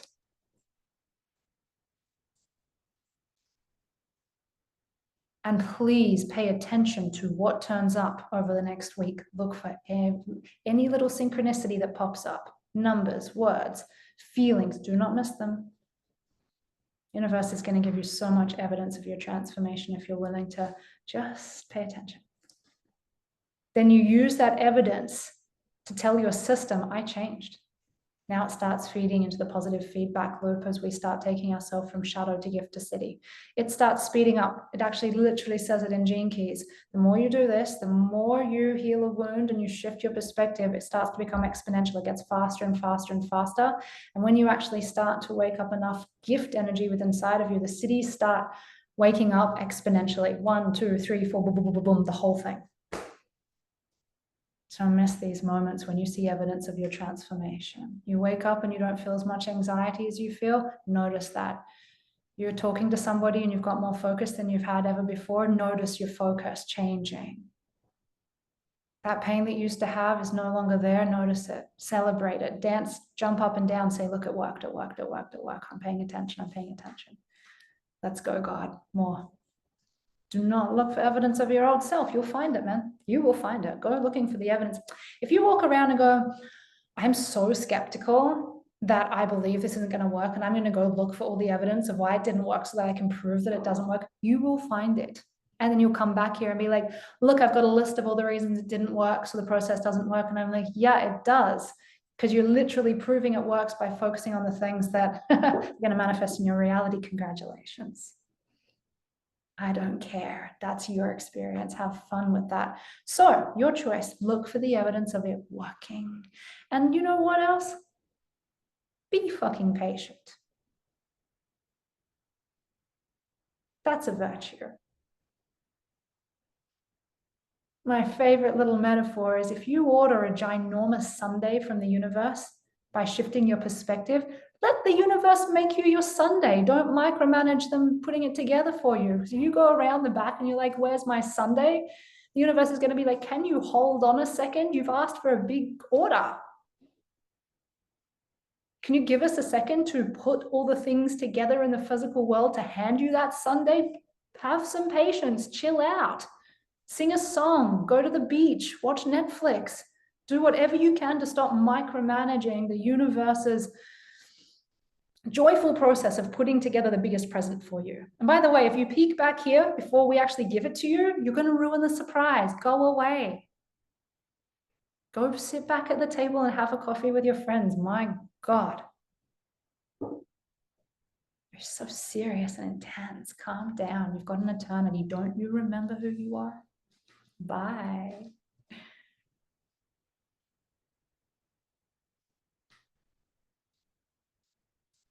For those of you who know, you're like, I just did my manifestation meditation. Where's my stuff?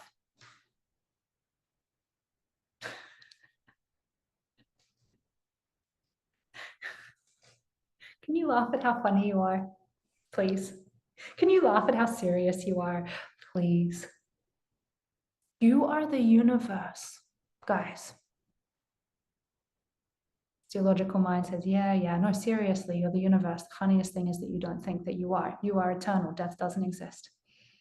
And you're so serious and intense in your life to make it work. Calm down. You've been doing this for a very fucking long time. We've been friends forever. Don't worry, we'll be friends forever. So, relax all the sphincters that you have. Not kidding. Do a quick zoom through your body, find a couple of your sphincters, notice how tight they are and relax them.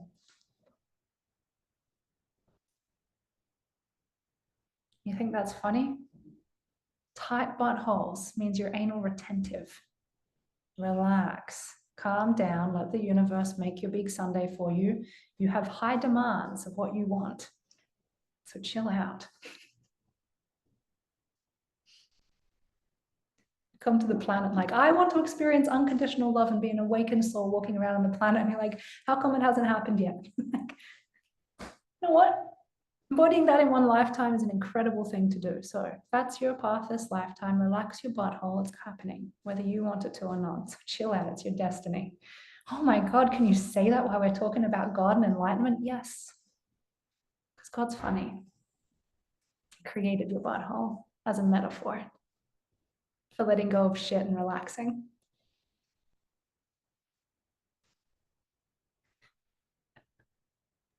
Can I share something about buttholes? Oh yeah, perfect, great. I knew it was for somebody. So we're deuterosomes. So when we're a little cluster, like a little ball cluster of cells, the first thing that starts to form is our asshole. So that's the first thing that we really, I mean, I don't know. It's one of the first things that we are, the first form that we take. Wonderful. I knew this cohort was about integrating science and spirituality. There you go.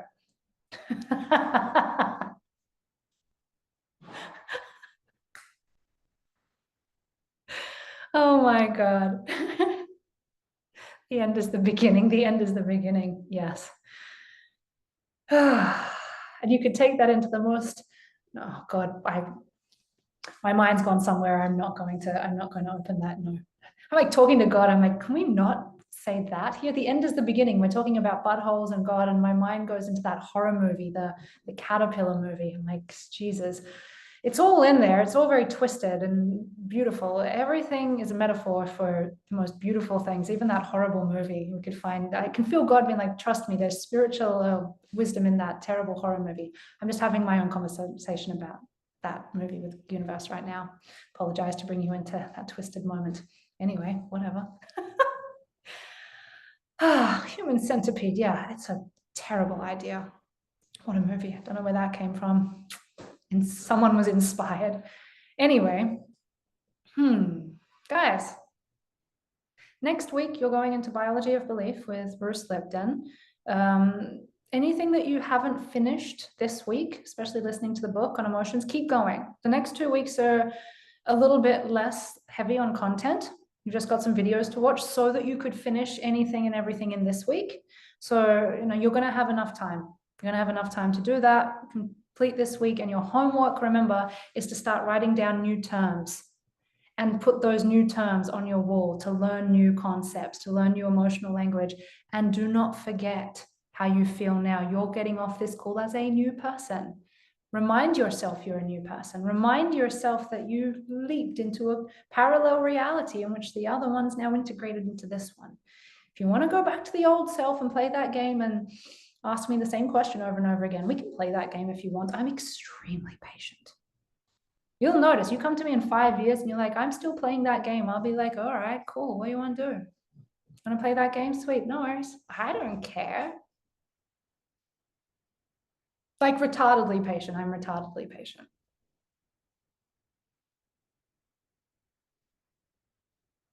You playing the same game over and over again doesn't bother me as much as you lying to yourself about it. All right. Anyone else want to share anything before we vamonos for the next week? Did you have fun? My inner child wants validation. Was it good? Yeah, that was beautiful, Holly. It was so beautiful. And you guided it so perfectly because I feel like I noticed that there's this part of myself, and it kind of resonated a little bit with what Frank said, where like I'll try to intellectualize and try to like do the meditation in my head, but you just kept reminding us to go into the sensations in the body. And I was like, I'm not going to worry about anything that was just happening. I'm just going to focus on now. And that was amazing. Cool. Yeah, it was beautiful. My hope for this round of SPY is to actually use this teaching as the scaffolding for all of our meditations from here on out, so that all of you always have this scaffolding and you know where you are inside of it. And yes, we'll do different things and we'll do it in different ways. And we'll have different end games at the beginning, like just manifestation into higher states rather than healing trauma. But I want you to have the scaffolding. And then we can branch off it, and then you can create around it, and you can pick and pull what meditative techniques you want to put in the different areas, but you have the scaffolding now. So you're now experiencing it, and we'll keep building on the scaffolding so that you do not get lost in your processes or how you help other people in the future. All right, tribe. This is great. Lucas, thank you so much for your questions today. Just keep relaxing. You will be surprised where you are in 6 months. I'm not kidding. This is a fun. Yeah, thank you. It was a huge transformation already. Everything that the answers and what everyone said, and amazing. This journey, yeah, and practicing now to stay in it. Yeah. Thank you. We're at 4 calls out of like 32. So we're just beginning. All right, guys. Alexia, feel good? Got some answers? Understood a few things? Played with a few things? Flipped them upside down? Put them together? All right, guys. Really, really big love. Enjoy your week. I mean that seriously. Please, from here, walk out of this call as the new you. And as you go from this moment into your day, do not stop the meditation. Just make it a walking meditation, talking meditation. Go and be this new you, act as this new you, think as this new you, eat as this new you, embody it. This is the work that matters the most, what you do now, between now and next call. Okay? Enjoy your week. I see you next week for Thoughts, DNA, Biology of Belief, Bruce Lipton style. Enjoy the lecture. It's cool. Bye, everybody. Thank you. Bye-bye. Bye, everybody. Thank you, Holly. You're so welcome.